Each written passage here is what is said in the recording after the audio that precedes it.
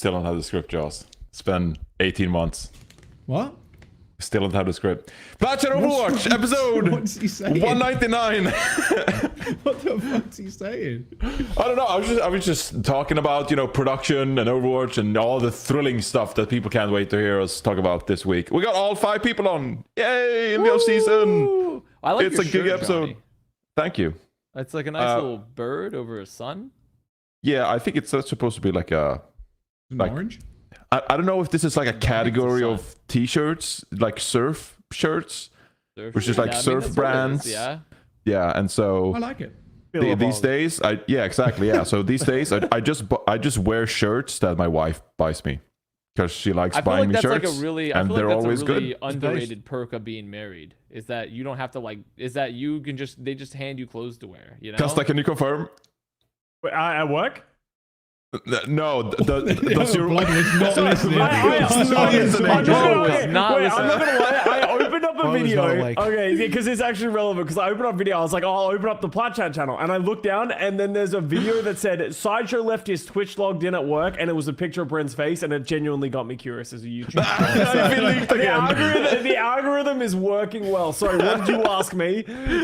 I was speaking about how I just wear shirts that my wife gifts me because she has an amazing taste and buys me like excellent shirts. And then Avast made a point that like if you're married, that's like a perk of being married. It's like your partner just gifts you stuff and like knows you so well. Can you confirm? Oh yeah, I'm wearing a sunny blue shirt, and this is like this. Does anyone know what sunny blue is? It's like a No. thing. It's a shirt that Sab bought me, and she like put it in. There we like, go. "This is a We're nice both color." wearing There we shirts. go. There, See, there it is. There it is. 2 for 2. That's good. 2 for 2. Now you should ask Josh on the Minecraft server later if Beth buys him shirts. And then that's like all the married people I know right there. Well, not all of them, but most of the ones in the space. So I feel like that's kind of underrated because I feel like I'm kind of ready to like let someone else make the fashion choices for me. You know, I feel like I'm Connor, ready we for love that. you, and we also think it's time that someone else takes the reins. Put it this way. she Hey, ain't are letting you saying wear you don't sweater like my vest. sweater vest? I wore the sweater Hey, vest in the sweater Toronto. vest goes hard. Sweater but, you know, vest, it's the sweater time vest for a went new on. era. My you know? Minecraft skin is the sweater I think vest. I think okay? Misfits You just look make very those breedable decisions in for you that. for That's true. Misfits could do the makeover, perhaps. I mean, I do like this new Misfits merch is nice, but like, other than that, like, I feel like that's the thing for me is that like, it's not that I can't put in the effort because I do sometimes to be fashionable. It's more so, I feel like someone else could do it better. You know, I think someone else could do it better than I do it, and I'm willing to cede that control. I think I'm willing to cede that. I'll make it up in other ways. I love the idea of you just having a completely different style. Just start wearing like jean jackets and like ripped jeans and like I'm just letting someone else do it. I think I know? could. I would be willing to Good let idea. someone else dress me if they pick out the wardrobe. Like I would wear it just because why not? You know, like I would just give it a shot. Unless it's something that's like, truly heinous, but I don't know what that would be. I mean, I think that's what a lot of us have done over the last like few years of Overwatch League. To be honest with you, just like I'm wearing the fucking same shit they've given me over the last few years for broadcasts and stuff. I wear that shit every day. That and like a pack of 10 plain t-shirts. Very epic. Don't have to worry about anything. Just whack on a t-shirt and good to go. It's same it's green pretty sick. shirt. I've seen that shirt like probably 20 times now. Yeah, I've worn this short a million times. Go back through the podcast and you will see the same 4 t-shirts being worn. It's insane. I think the most impressive thing about Jack is I've never seen someone get so excited about like sweatpants. Like Jack shows up and like into a broadcast, he's like, I just bought these new sweatpants.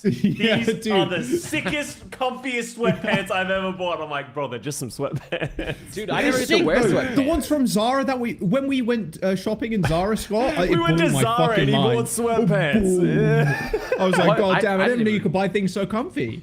I didn't know Zara even had sweatpants. I'm gonna be honest. I didn't know they had sweatpants. And like, yeah, they're so sick. I highly recommend.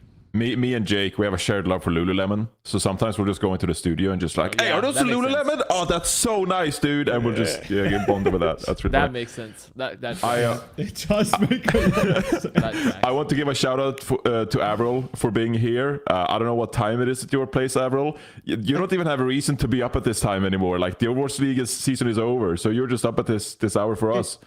I was here an hour earlier because I got the time wrong. It was, yeah. No, because He was the daylight first person here. savings- I joined after him, and he was here Daylight before me. savings, dude. I thought it was going crazy. I'm like, bro, it's like 10. 10 a.m. PT. Where is everyone? Am I the only one? Are 4 people late and it's just me? Honestly, Am I there's a gonna be good mad chance that to would start happen. an episode on my own? And then I I know, realized, like, actually- oh no, I'm here an hour early. Fuck my life. What am I doing? So I just hung no, out. you were here before me, so I thought you just got here reasonably early, but you had been here an hour before. Yeah, a full That's hour. fucked My up. God. That's messed up. This is actually the Almost first too episode we committed. weren't like desperately late though. I think across Yeah. the board. Like I thought, like I was like, oh, Scott's definitely gonna be late. I was like, he's like, but then he showed up He was only the- like he was the 3, last 4 one. minutes late. Well, It wasn't I'm that not gonna bad. lie. I thought I fucked up because I opened the Discord because it was like 9:40. I'm getting up, having a shower, and I look in the Discord and like 9:50, and there's 4 of you in there, and Solomon already has the live thing on Discord. I'm like, wait, did they start without me? But here we are. Not quite. We made it. Not quite. Yeah, I don't want to leave anyone out. So if at this point they're just like everyone's invited. If you want to be on, just, well, You you're got nothing welcome. else to do. You're welcome on the Yeah, show. So here we are. We're 5 people. Well, By the way, we've gone from a 3-person episode to a 5-person episode. That's quite Yep. epic. Yep. 3-person episode. Yeah, because Yeah, Yeah, I last did the episode was 3 person people. last week when I was not here. Yeah. How'd it go, Avast? You good? How's the car? All's good? Oh yeah, it was fine. It was just annoying. For some reason that place, I don't know. Like I don't know how. Like, do you guys go to a shop or a dealer to do your like 6-month car maintenance? Yeah, I just go to the dealership. I want my car. I go to the dealership that I. Yeah, bought the typically car from. that's what my family always did, so I do that. And like typically, it generally takes at least like hour, maybe hour and a half. It took me 3 hours. You 3 waited there. hours. You waited there the whole time they were working. Well, on your because car? what am I gonna do? I mean, I could have gotten a rental car, and I could have gone they could have given me a loaner, and I could have driven away. But I was like, oh, if it's like an hour and a half, I'm gonna sit there and like I had a meeting. Yeah. Like I'll like send out some emails and stuff. Like I was like, I'll just get some work done while sitting in the lobby of the thing, and they have like free water and shit. Like I'm whatever. Like I don't care. Like I'm just gonna sit there and like chill out. It doesn't matter. But then it took 3 fucking hours. Toyota calls you an Uber, by the way. I don't know. Well, if yeah. you- See, no, they would give me a loaner car if I'd asked. If I'd asked, they would have given me a car. But I was like, I'll just sit there and finish up some work. So, But then I just after about an hour and a half, I was like, okay, it's gonna be done soon. So then 30 minutes more passed, 2 hours. I'm like, okay, it's gonna be done anytime. 30 more minutes pass. It's 2.5 hours, and I'm like, okay, like surely it'll be finishing soon. Then it hits like the 3 hour mark, and I'm like, well, I know it has to be, and then it finished. So I'm like, okay, see, the problem is I just kept getting sunk. It was the sunken cost fallacy multiple times where I just kept Should've, pushing it and pushing it. you should have pulled out your phone and just joined Plat Chat on your phone. Well, the problem Yeah, that you was the could've other done. problem too is that they don't have Wi-Fi there. There's no Wi-Fi at but I have data, so the data's fine. But I feel like if I were to join a podcast, it could be rough potentially. So I don't know. It could overwhelm Solomon's systems with me like coming garbled through the intercom like I'm like a Modern Warfare 2 cutscene. Like, so, bro, I can't remember the rest of his dialogue. Sorry, what? But, like, I don't know what else. Fucking, what's his name? Captain Mick Jagger. What was his Tavish? name? Tavish Captain or something? McTavish or whatever. Like, Something like whatever that. the fuck his lines are. I can't remember. Okay. Like. Pause. What is this fucking thumbnail of what's wrong with the thumbnail? episode? Who did this? Like, who made this? Johnny, would you like to explain? Well, we're doing an AMA episode today, right? Yeah. And so I didn't know what to put on the thumbnail. So of course, doing our thumbnails is Uberchain, and so I didn't know what to tell Uberchain what to put on. Like, we can't just put a picture of like dong hack and just like do an episode. So I didn't know what to put there, and so Uberchain goes like, do you have any like meme images or like any funny photos or something like from the history days or like whatever? And accumulated through 7 years of Overwatch Esports WhatsApp groups, I just have this immense folder of like over 500 pictures that we just send in these WhatsApp images. And so I just scrolled on my phone hell, back bro. like 2 years, and I just found this, and I just sent it. I don't even know what it's from. It's Scott, not you wanna real. explain I don't think I I, don't know what made. it's- what I it don't is. think I ever did that. No, you did not. It was probably Are just you like some. sure? No, It's I the never best have. 20 No, I've I know, never Scott. I know put we never Joker did a joke. makeup There was on. never a Joker moment on broadcast. That would have been great, Custa, but That you know. would've been Yeah, we So, should yeah. have, but I've never done that. That's So you guys, whoever photoshopped this, you put the makeup on, but you didn't make his hair green. You didn't. I finish, think you it was go just like all a the way- photo editing AI thingy Oh, app. right. Yeah. Screen yeah. in the Oh, thing. screen. There you Yeah. go. Okay. Good. It's screen. Yeah, Yeah, there you nice. go. I will It's tell perfect. you. I will tell you, and it's on the record that I wanted to take the photo of you in a panda costume, Custa, but I that's a good couldn't one. find the picture in the WhatsApp images. So She chose the Joker one. yeah, so I It's a just good picked the photo. Joker one, and then It's a there's good one. Joss from the Washington Yeah. homestand. Yeah, that was a Wow. good time. Remember That was the really funniest thing ever when Hex came out and pushed you He over. was like, yeah, that was so fun, man. That's one of my favorite times of Overwatch League, actually. Yeah, that I don't know why that Washington homestand. The memories are just great from that event.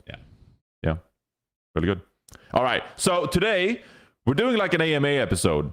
And I don't know why we're doing an AMA episode. It was kind of like inspired by Albert's stream where he did the leak thing. And it was just fun because people just like reminisced about Also, good times, old insane This is memories. the low leak content. episode. Insane kind of- low tier content was just like people were coming in. It's like, do you have any leaks? Otherwise, I'm subbing to Albert. I'm like, okay, go sub to Albert. Like, what the lowest denominator of like just paying for leaks. It was shameless. It was shameless. It was shameless. Yeah. Oh, but we need money. We're in the off season, so you know. Hey, memberships Yeah. open on the Plat Chat channel. Hey, Welcome to members. member. Members, welcome. You could be welcomed. Yeah. So instead of us coming up with the topics and questions and the reminiscing about the old days, I just let the viewers decide. What do you want to hear about? What questions do you have? Because it's been a wild ride. So we're doing an AMA episode today. And there was a Reddit post. So if you're watching this, it's too late. We've already accumulated questions. But maybe we'll do it at a later point. Maybe we'll take chat questions or YouTube questions. I don't know. We'll figure it out. But here are some questions that people asked on Reddit. So let's kick it off with the first one.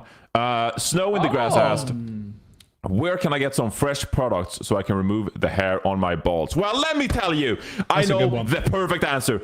Manscaped.com. Use code PLATCHAT for 20% off and free shipping. We're brought to you today by Manscaped, who has taken a step up from Halloween to bring you the cleanest shave it's ever seen. So this season, no need to toil and trouble. Manscaped's all-new Handyman is the best way to get rid of that stubble. Featuring a compact design and next-gen skin-safe technology, the Handyman was designed to give you that smooth finish without the mess of a traditional shave. Get a sweetest treat this Halloween by going to manscaped.com and use code PLATCHAT for 20% off plus free shipping. Solomon, yeah. Look, love Manscaped how as much happy as the they next are. person. I'm kind of tired of that video of that topless, guy shirtless shaving? Why? man shaving. Yeah. Why? I don't know. I'd rather should do just our see own. Avast. Yeah, Well, we should do our own. I We should think do our own the- shaving well, topless. actually, there is a shaving video of me that exists from It the is. Overwatch League from me 2018, where I had to do a Gillette like deliverable. So I was sitting there. I had to grow up my beard for like. Oh my 2018 for a god, couple that weeks. is You have that? funny. And We it should- was, Wait, on, it was Solomon. on Boston Uprising. This is on the internet? It was on Boston Uprising uploaded. I don't know where it exists. On YouTube or Anymore. Twitter? I can't remember. I can't. It's from. This is fucking 5 years ago. This is gonna be nearly 6 years ago. If you think about that, 6 fucking years ago. So I don't know. I don't know like where they. It was on. I think they definitely did upload it to Twitter, but I don't know if they also uploaded to YouTube. But like I had to sit there and have our video. My team manager was there, recording me while I was like shaving. So it was. I've done that. But I think the weirdest part about that video, the handyman video, is the guy doesn't have any stubble. He looks like he's already clean shaven, and he's like taking the razor. He's taking. That's how good it is. That's how good That- the yeah, products that's are. how I we- guess Yeah. so. Yeah. He finished mean, that quick. It gets rid of like just like nano scale level of hair. Yeah. This Well, shit he's is done. like it's Damn. yeah. I mean that's incredible. Damn, look at that. Yeah. It does look like And it's very compact though. I'll say it does look extremely Yeah. compact. Yeah, it's very travel it's a travel companion. You can bring it anywhere you like. Mm-hmm. If you're going somewhere, bring it to the office, bring it to the airport, going places, bring it It was with you. something good for Super and Team USA when they were here because they were all begging me for razors, and I had to go bring them my razor. Not my boss. I have my Wait, official what? Boston Uprising razor. Yeah, they were begging Why? me because they didn't bring any razors. So if I had had the handyman, they could have used this. But instead, I had to bring them my own personal like razor because their asses did not bring any, and they even though somehow they're all like 20 years old. Well, it would. I mean, like, it's not that it's dirty to like. I got them a fresh blade. It wasn't like my own old like used blade. I gave them a fresh blade. You know, like it wasn't like some sort of like. I didn't give them like a jagged, rusted piece of metal that an Urukai would wield to like cut down Aragorn or some shit. You know, like this is like it was like a. It was fine. Yeah, see, look, there it is. there it is. There it is. There's Oh my, my that's not the one. God. That's not the one I gave them though. I didn't let them use that. That one is. I keep it in an airtight, vacuum sealed vault. So good. Wait, this has gone fucking awry. We're sitting here talking about the Manscaped, not any Yeah. other garbage brand. also, We're talking that about the razor best you of the saw, best. shitty that was joke, from am I Manscaped. right? That razor's from Absolutely. Manscaped. Thank you so much, Manscaped. The best products in the entire category. If you need to get a razor, let me tell you, Manscaped is the place to go, and they have the best of the best. Okay, use code PLATCHAT for 20% off and free shipping. If you support Manscaped with our code, you support the podcast, and we're really grateful. So there you go. Thank you so much, Manscaped. Thank you. We love your products. Performance package, handyman, nose trimmer, boxers. They got it all for all your shaving needs and boxer needs. There you go. Manscaped.com. Thank you so much. Appreciate you. All right. That'll do the job. That would have been, yeah. You know what? I'm glad that you stopped us there, because that definitely was not correct. Yeah. All right. Moving on to the first real question, I suppose. And it's a pretty big one. You know, we're not starting light here. We're not. So here we go. First question, let's bring it up from iSword. This is going to be a journey, just pronouncing all these names. iSword asks, I think there's been a lot of reflecting on what the league has done wrong already. I'm curious what you guys think they did right and what you would keep the same moving forward. So I'll give you guys some time to think for this first one, you know, just warming up, getting into the answering questions kind of, you know, vibe. So I'll kick us off, and I'll say that I think when the league started in 2018, 2019, the 4-stage system was really good. Not playing map 4, okay? Map 4 was a mistake. All maps did not in fact matter, okay? I'm over that. But the 4-stage system, crowning stage champions, I really love that. So having 4 different stages, I thought it was a great format. I wish we had it still. I would have loved to bring it back. And it was really good. Actually, a little backstory on this now is that when I first got started as broadcast talent, it was around like, you know, World Cup 2016 was my first talent event. But in 2017 is when I really started to transition to being broadcast talent. And one of the gigs was World Cup 2017 qualifier in Los Angeles. And we're in like an airport hangar or something like that. It was Team USA playing. And I remember Israel was there as well. AVRL was there. There's this very specific highlight where Jake is on Horizon Lunar Colony, point B on Soldier, and just like shooting Team Germany on the point. And people are like, oh my God, Jake is popping off. And he's just completely uncontested on Soldier on a high ground. And you're just like, well, he's just playing aim tracker. But anyway, between that event and Contender Season 0, which was a few weeks later, I didn't have anywhere to go. And I wanted to stay in the country because I didn't want to fly back to Sweden. So I actually got invited by Monty to stay at Monty's place, and he was just like, hey, if you want to sleep in the guest room, you know, you're welcome to stay there for a little bit. And he was actually cooking up this 4-stage model like 6 months before the Overwatch League even started. And he was like, hey Johnny, like I'm cooking up this format for the Overwatch League. We got 4 stages. Maybe we'll like name them different stuff. We'll have differently, you know, branding and all this stuff. And you know, that's when I first heard about the 4-stage model. So looking back at what they did right, I really love the 4-stage model. I think it was a great format, and I wish we had it still. So there's my answer. Who wants to go first? You guys have anything good? I'll go on. Dude, Kevin could go for like 8,000 years. So get ready. No. Whoa. They did so many things right. Everything was no. I think one thing that they did well was team skins. Actually, I'm not saying it was perfect. You know, it wasn't the best it could have been.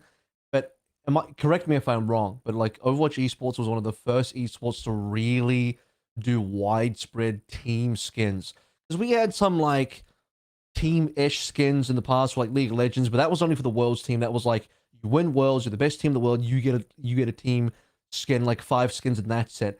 But this is like a game where every single hero, every single franchise team got team skins, and that was very I guess new what do in you define esports. as team skins, Kevin? Because like technically, I'm pretty sure Counter-Strike has had like the stickers and stuff like that for teams for longer. That is close. That is pretty close. It just depends on what you define as team skins, right? And then technically, like they were definitely maybe the one to have it super widespread, but I think Counter-Strike's been having the team. I think if it was, longer. yeah, I think we can like differentiate between team microtransactions and team skins, because I think if you want to do a one-to-one comparison, it would be like if you had Counter-Strike, the actual full gun skin was a team skin rather than just a sticker. Maybe where I'd have the differentiation. But I think stickers are fine too. I think like any sort of team microtransaction is good, but Overwatch was kind of the first game that I remember that it sort of had the full team skins in there. I don't know how they're going to continue that, if it's even possible to continue that. So the other half of the question is what you would keep the same moving forward. I don't even know if you can keep it the same moving forward. Clearly not. If there is franchising, then sure. But if there's not, then I don't know if it's going to be possible. But that's something I actually thought was well done, because you need different ways to monetize for teams. And so the more ways you have to monetize with teams, the better it is. Obviously, as I said, it's not perfect because I think they could have put more into there. They could have done not necessarily stickers, but like, you know, the pendants that we have now when they got them with Overwatch 2.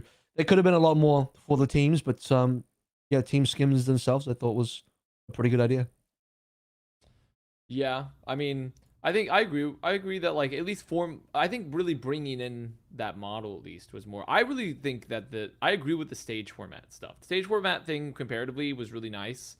I just wish they had taken it a step further and done it like the CDL model, where it was like majors at each of the 4 ones, and then you had the champs. I think that would, because like CDL I think did it really well. I think CDL still does it the best in terms of how they've done that. So like I wish Overwatch could take it a bit, but it was really cool. I think also the branding of the tournaments, of like the stages, was like a good idea. Like trying to cap them off with the different branding, and like here's like this is how we help differentiate them, is like instead of it just being like in COD where they have like Major 1, Major 2, it's like, oh, we had Midseason Madness, we had Summer Showdown, we had June Joust, you know? Some of the names were kind of corny, right? But like, who cares? It was still fun. So like, I think that was fun. I think also Overwatch League was the first one, like, so LCS technically was established in like 2017 as a franchise league, but like, and that's when they brought in that in League of Legends. And so they put in like minimum player salaries and such. But Overwatch League was the first to really do more sweeping reforms of like player stability and player contract help too. Where like it's like, hey, if you cut someone, you have to pay them X amount of severance. You know, like if you in the contract, you have to pay them this much. Because in previous in esports, I think even in LCS, I don't think there was. I don't think you actually necessarily, by the league, by Riot itself, I don't think forced you to necessarily pay X amount of severance. I think Overwatch League was like the first to really be like, you have to have this much player salary, you have to have housing, you have to do like, you know, you have to have all these riders, because technically League did the minimum player salary before that.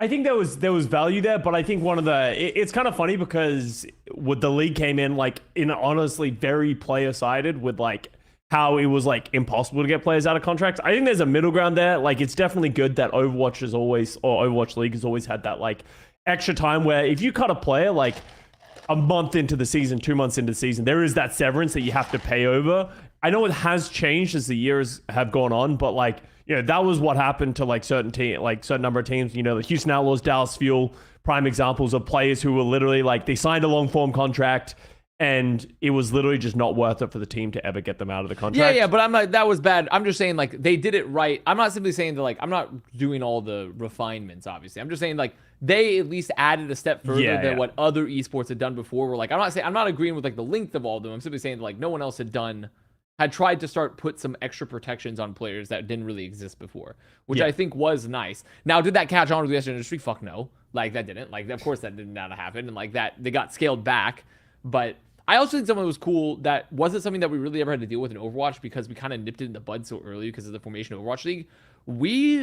The way that we standardized equipment in Overwatch League, especially in the first like 2 seasons, but even moving on beyond that a bit, like we were really, really hyper vigilant about cheating in Overwatch League from the inception.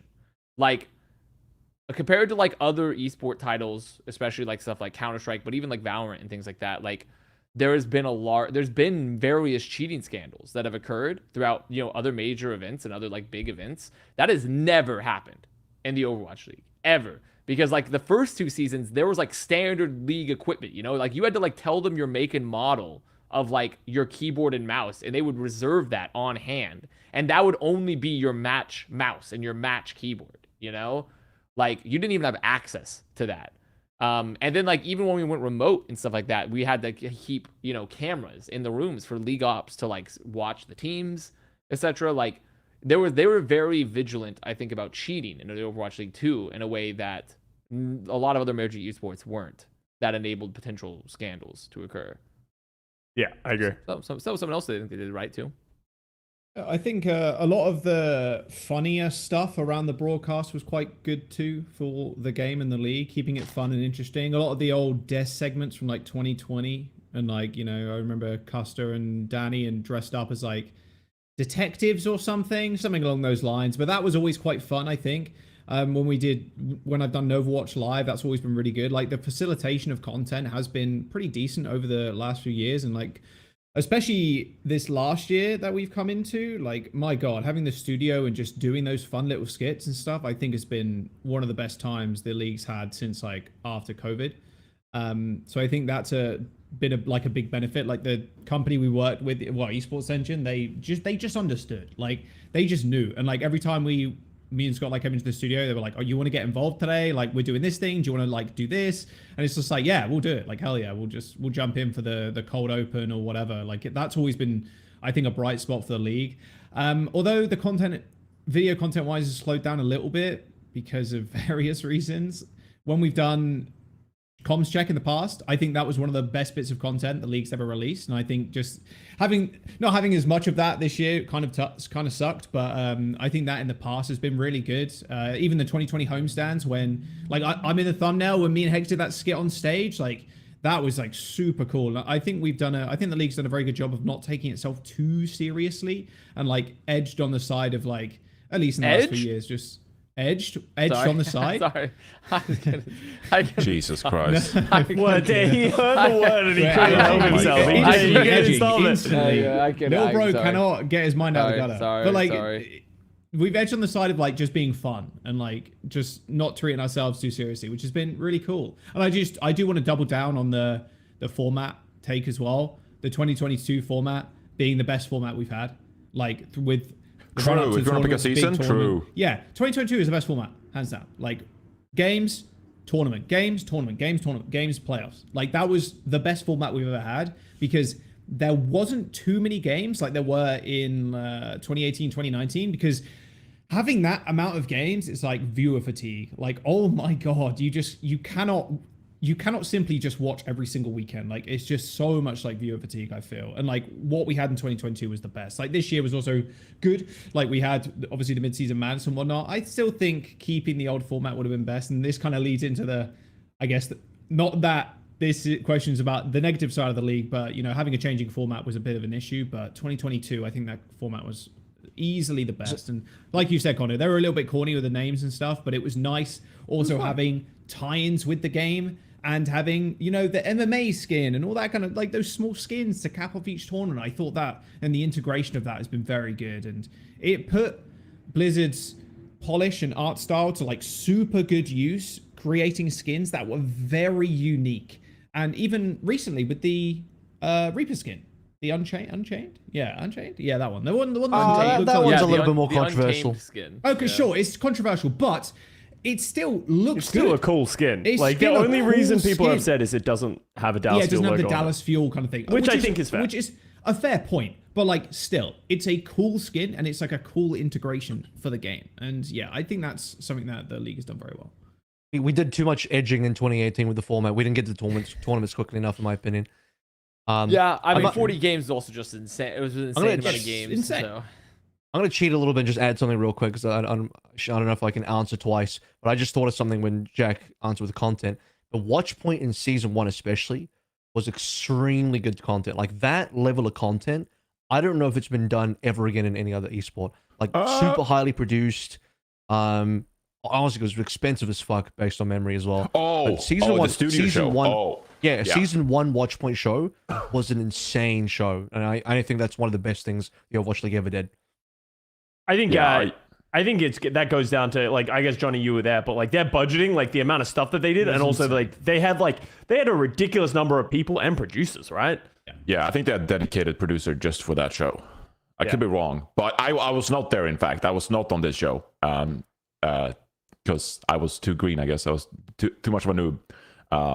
So, but yeah, they had like insane amount of budget and dedicated producers and stuff just for this show. So, and a dedicated studio space, like it was insane. So, I mean, it was a nice format. It was really, really nice. That was something that I think I also agree with the not taking. Well, I'm mixed on the league not taking itself too seriously, because I think it did take itself too seriously early on, and then it's the past couple seasons that we definitely relaxed that a lot, which I think was good.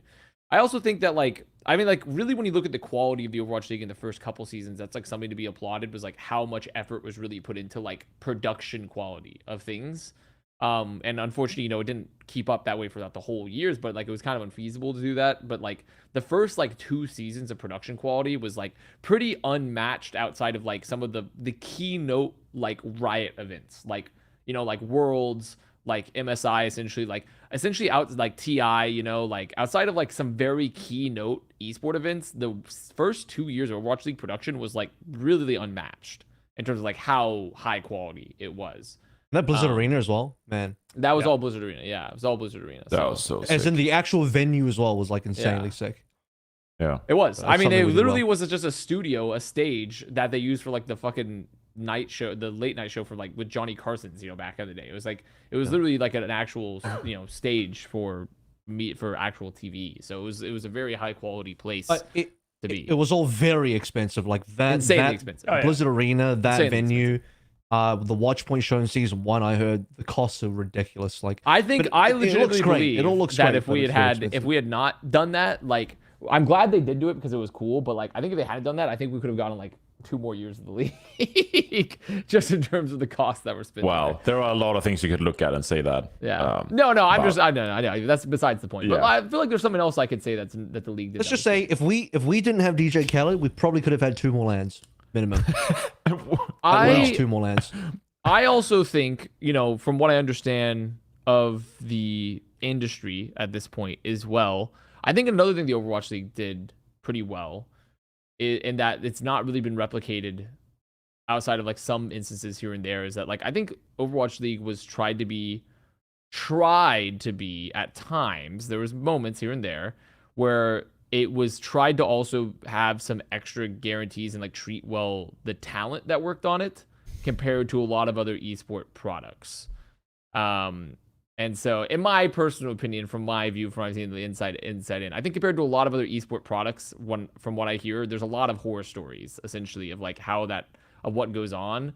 And I think, obviously everyone has different opinions, but I think that I respected what Overwatch League tried to do in hindsight with the broadcast peoples, especially when I've heard from other tournaments and such like that. So I like that too. I think that was something the league kind of did right in certain capacities. So yeah, I'd love to resounding applause all around from the broadcast talent. Resounding applause. Everyone's out of their seat, like just grim faced, like. No, like everyone right now is just like everyone is like so like grim faced. Well, everything you're saying about that is pre all of us, right? Like that's fair. Exactly. That's what I was gonna say. Like, but the thing is, I still have the opinion, even like this year, that like comparatively, this year the Overwatch League talent was treated pretty well compared to the majority of esports talent. I'd agree with that. Oh yeah, well, I think we have we are one of the few like salaried talent that still exists. Exactly. The point being is like this, if that's what you're talking about, then yes, yeah. Well, like it's like the compared to other talent, they and very the cutthroat, earning very and the stability is kind of bar none compared. The season contracts at the time, I don't know how many games before the Overwatch League had like season long. I mean, or, it was pretty much them. It was pretty much it was Overwatch League. They were like OGN or something. I don't know. There's League of Legends and like that, and like that's pretty much it. And that League of Legends also depended on the region. Yeah.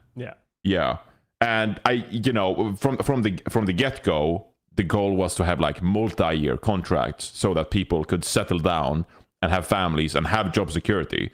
We're not there anymore, but that was the goal at the time, to provide that security that broadcast talent didn't have in the first place in esports. Show some dedication to the talent and give them some better benefits in that regard. But so I'm just saying comparatively.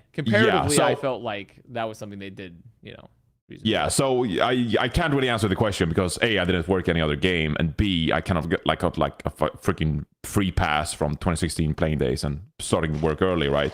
You know, they'd be a great question for someone like, you know, if you work your way up in tier 2, like, you know, Jaws and AVRL did both that, but also just like Lemon Kiwi, Leg Day, you know, Necra works tons of different games, right? And so I think I can't answer the question as well as those people can probably, so. I don't know what it's like working in other scenes. I did 2019 contenders. I got an Overwatch League offer. Why didn't you include me in that, huh? Yeah, What's up with that? He did. Yeah, Avast contenders Erasure. Yeah, that's Yeah, fucked up. what the I fuck? casted the Ajax match, man. That was me. So that was me. Okay, that Did that you was a come up with the critical phrase point. Ajax? Were you just No, like, I don't oh, even he's think Ajaxing? No, we didn't even. I think it was just because we screamed his name so much. ZP and I were screaming his name so much that I think it just got transformed in that. I don't think we actually coined anything necessarily in that match. It just people were saying it's a name. We That's all have pretty like good. We have like 50 How many questions are we doing, by the way? Yeah, this is that's one fine. question, right? So one of we those purposely stayed on that one for a bit because it was a good question and I feel like we had really good answers. The next ones will be a bit faster. Like this one, for example. Test Incog asks, could Custa have become the next ChiYo had he stayed in Overwatch League and grinded? Yeah. Let's open this to the floor. Let's Yeah, open this to the no, floor. no, I think I should defend that. This is just like. So come I on. walked Raise a hand. so who thinks he ChiYo could couldn't? run. Yeah, I walked so no, ChiYo could run. bro. You know, I taught him How everything many- he knew. How many times has he whiffed ult, bro? How many times has he randomly pressed Q on Root Hey, 66, see, I huh? told him not to do that, okay? Oh, see, you I told him walked not to so do ChiYo could From run. personal experience, ChiYo, I don't think you should randomly press Q 2 Yeah, times. in a see? match. You're welcome. You're welcome, all main What a supports around the beast. world. I taught you not to press Q randomly. Ajax taught you not to die when using sound barrier, okay? We're important members of society. A true mentor to the game. Yeah, Thank I you, think Scott.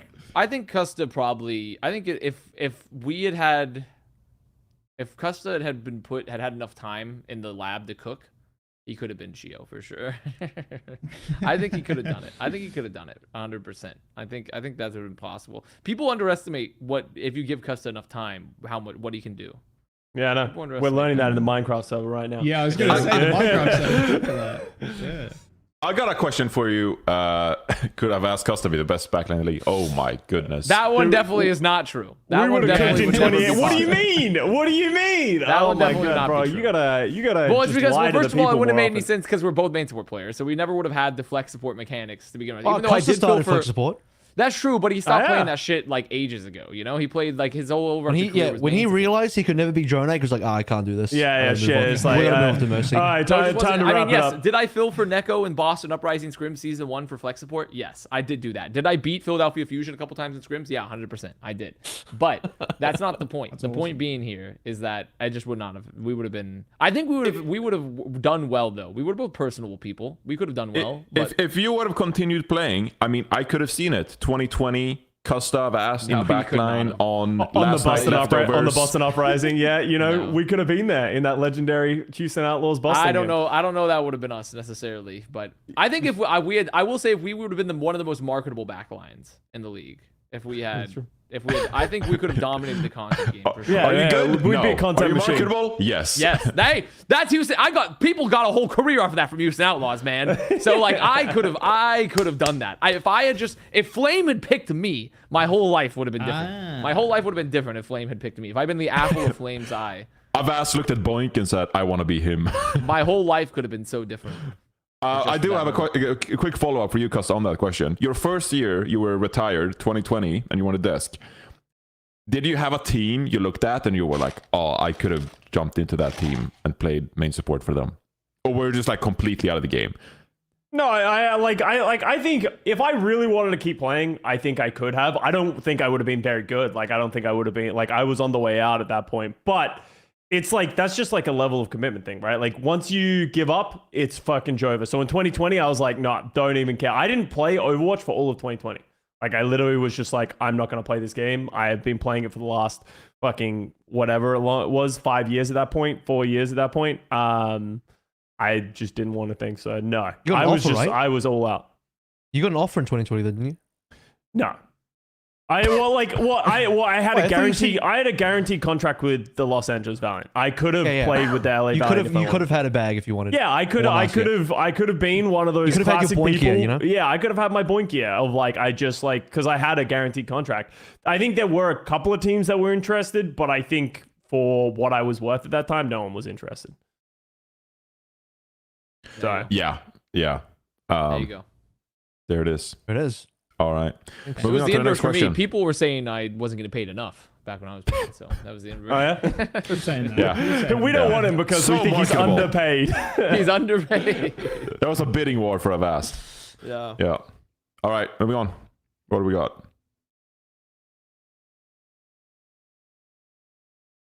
Any funny behind the scenes Oh. moments that the audience have no idea about from Johnny Chan?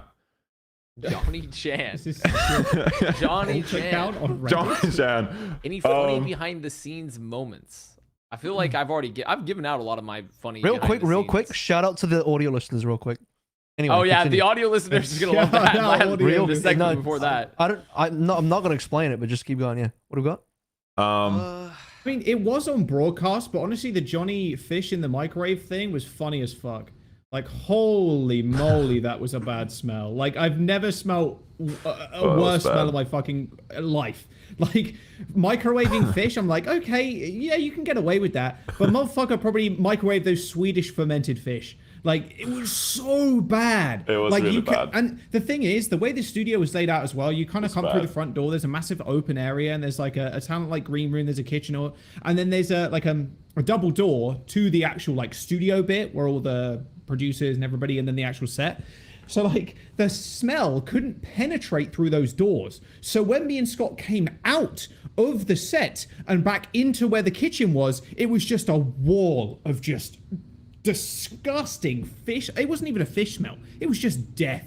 Like actual World War I trench smell. Like what do you call it? Trench foot? Like motherfuckers, it was bad. Like I'm surprised no one actually died like smelling that shit. And then there was a little sign on the fridge on the microwave too that says like don't microwave fish or whatever. Yeah, it was it's on spawned a broadcast. sign. I know it's like super behind the scenes or anything, but I thought that was very funny. It was bad. It was cod. It was Cod. bad. It was Yeah, cod. I Normally you microwaved can some cod. microwave. You can microwave fish normally. Like I'm not sure what the fuck was. I'm trying to think Well- of like what I haven't like. Has there been a single moment? I've revealed all my funny moments. I've done all my funny behind the scenes moments. I've kind of tapped the juice on. You know, I've kind of thrown them all out there. I've done everything from as a player, like stuff that when I was like doing talent stuff. Like I've thrown it all out there. You know, stuff that is funny that can be revealed. Essentially, you know, it's all been used. We've squeezed that limit.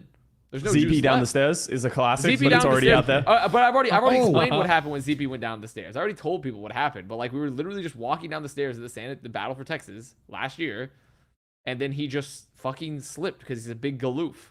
Like it was just that he just literally slipped, fell down, drops a primal scream of agony, and I'm like, oh shit, this is really bad. I'm like ZP. He's like, The CP he's like, get help. primal. He's like, I need. Get He's like, help. get help. And so then, no, the best part about, but I already told this part too, but I have to repeat it anyways because it made me think about it. The best part was that this event security guy walked up after ZP was like. He's like sprawled over Peter Griffin style, like in like the stairwell, and the guy walks up and he's like, and we're like, hey, can you get some of the medical staff that's on site because they had people that were there, and this random security guy is just like, okay, like can you try like he's like okay no he's like trying to like get ZP to move and like he's like giving him medical advice, and we're like, oh, you know, like. Do you know, like, are you trained? And he's like, no, I just hurt myself a lot, is like what he said. And I was like, bro, we need a medic. We need a medic. Like, come on, get out of here. Like, get out of here, man. So that story was very funny. Speaking of ZP, I do have two funny ZP stories, I guess. One from BlizzCon with Bar ZP. You have never Bar seen ZP a is man classic. more concentrated on making Moscow mules than ZP and Bar ZP in a hotel room. Like he is surrounded by those Moscow mule like little I don't know, little cup things, and he's just like surrounded by booze and all this other shit, and he's just like this, tied down like this. He's just like Walter White fucking making Moscow. He looks like Professor. He does It's look like Professor crazy. X. Like making the Powerpuff Girls. He's just like making some powerful fucking Moscow Mule potions. It's insane. GP And then is a another classic. one from the house back in 2020 that a few of us lived in. And our washing machines were broken. Washing machine and dryer combo was broken. And we all got in ZP's car to go to the laundromat, which was like just down the road. We piled that shit all in. The first intersection we pull out from, he almost crashes. And we almost all fucking blow ZP, up and jump. ZP, if you're watching this, you are one of the worst drivers. You are one of the worst drivers You are ever. one of the worst drivers And of all time. the craziest thing, we pulled out, we almost fucking died in this car crash on like the first week of us being in that fucking house.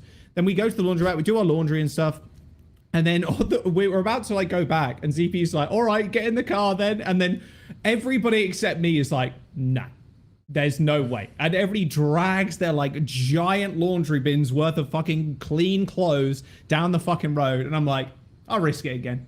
Can't happen second The thing time, is, surely. like, it was unlikely you would still die, you know? It was still unlikely, but ZP, we also, when I did World Cup 2019, he drove me back to he was driving me, right? Because he had rented a car, and, like, he got a ticket because we were going to Monty's house afterwards, and, like, we were going to, like, some event with, like, him and a couple other, I think, like, Harry and Gio, a couple other people, and he, like, he literally, like, floored it through a red light. Floored it through, like, this is not like a turning light. Like, that shit was red as hell. And he went through that, and he was like, oh my god, like, I can't believe it's like, I was like, you literally you went through. He was like so worried he was gonna get a ticket. Like, that shit was bad. I think, you know, now that this reminded me, I don't know if it's been told, but like every time you'd walk out of the Blizzard Arena in season 1 and 2 and stuff, there would be like 50 Korean men smoking out in the front of it. And like, it was so crazy to always see like Carpe out there, because Carpe was like this really tiny guy. So he was like 5'5" or something, 5'4", and like really skinny Korean guy, and his ass out there. Just out there with like 50 other Korean men, just all smoking cigs in front of the Blizzard Arena. So like, it was always funny to see that. But I think all my other juice has been tapped though. I've told it over the years. I don't have any more juice that can be told necessarily. I'm kind of out of juice. Not necessarily juice, but some 2018 fun memories. When I lived with Brennan Sideshow. So they had this podcast in 2017 called Through the Grapevine. It was an Overwatch podcast. That. They did like 9 or 10 episodes or whatever. I remember that one. And in 2018, they wanted to do like an announcement video on Twitter, or like announcing the return or whatever for the next episode. And so we're just dumb idiots in America trying to figure out how shit works in the real world. And so the idea is that Harsha is going to be in a bathtub, snorkeling under like a layer of floating grapes, because the show is called Through the Grapevine, right? And so it's going to be a bathtub with just Harsha popping out of the layer of grapes in this bathtub with like a snorkeling kit and stuff. And so we go to the supermarket, and we have, you know, amazing idea. This is going to be so great. You know, there's going to be like a layer of grapes, like it's, you know, like a covered, you know, pond or whatever. And so we go to the supermarket, we buy a ton of grapes, like lots of grapes, like pounds of just grapes. And then we get back to fill this bathtub. Arsha puts on the snorkeling stuff, and all the grapes sink to the bottom of the bathtub. And so there's just this full bathtub with just water, and we just pour in pounds of grapes, and they all sink. And so the solution to this is that Sideshow goes, we need to increase the density of the water so that the grapes are lighter and like float on top of the water. Yeah, sure. And so this motherfucker grabs some kitchen salt and just starts pouring kitchen salt into the bathtub. Did it work? To increase the salt density. No, because it's like a bathtub filled of water, and he thinks that like some kitchen salt is just massively gonna increase the density of the water. Like, you would need an absurd amount of salt to increase the density of this water to make the grapes float, and he just started pouring like kitchen salt, like sea salt from Kroger's or something, into this bathtub.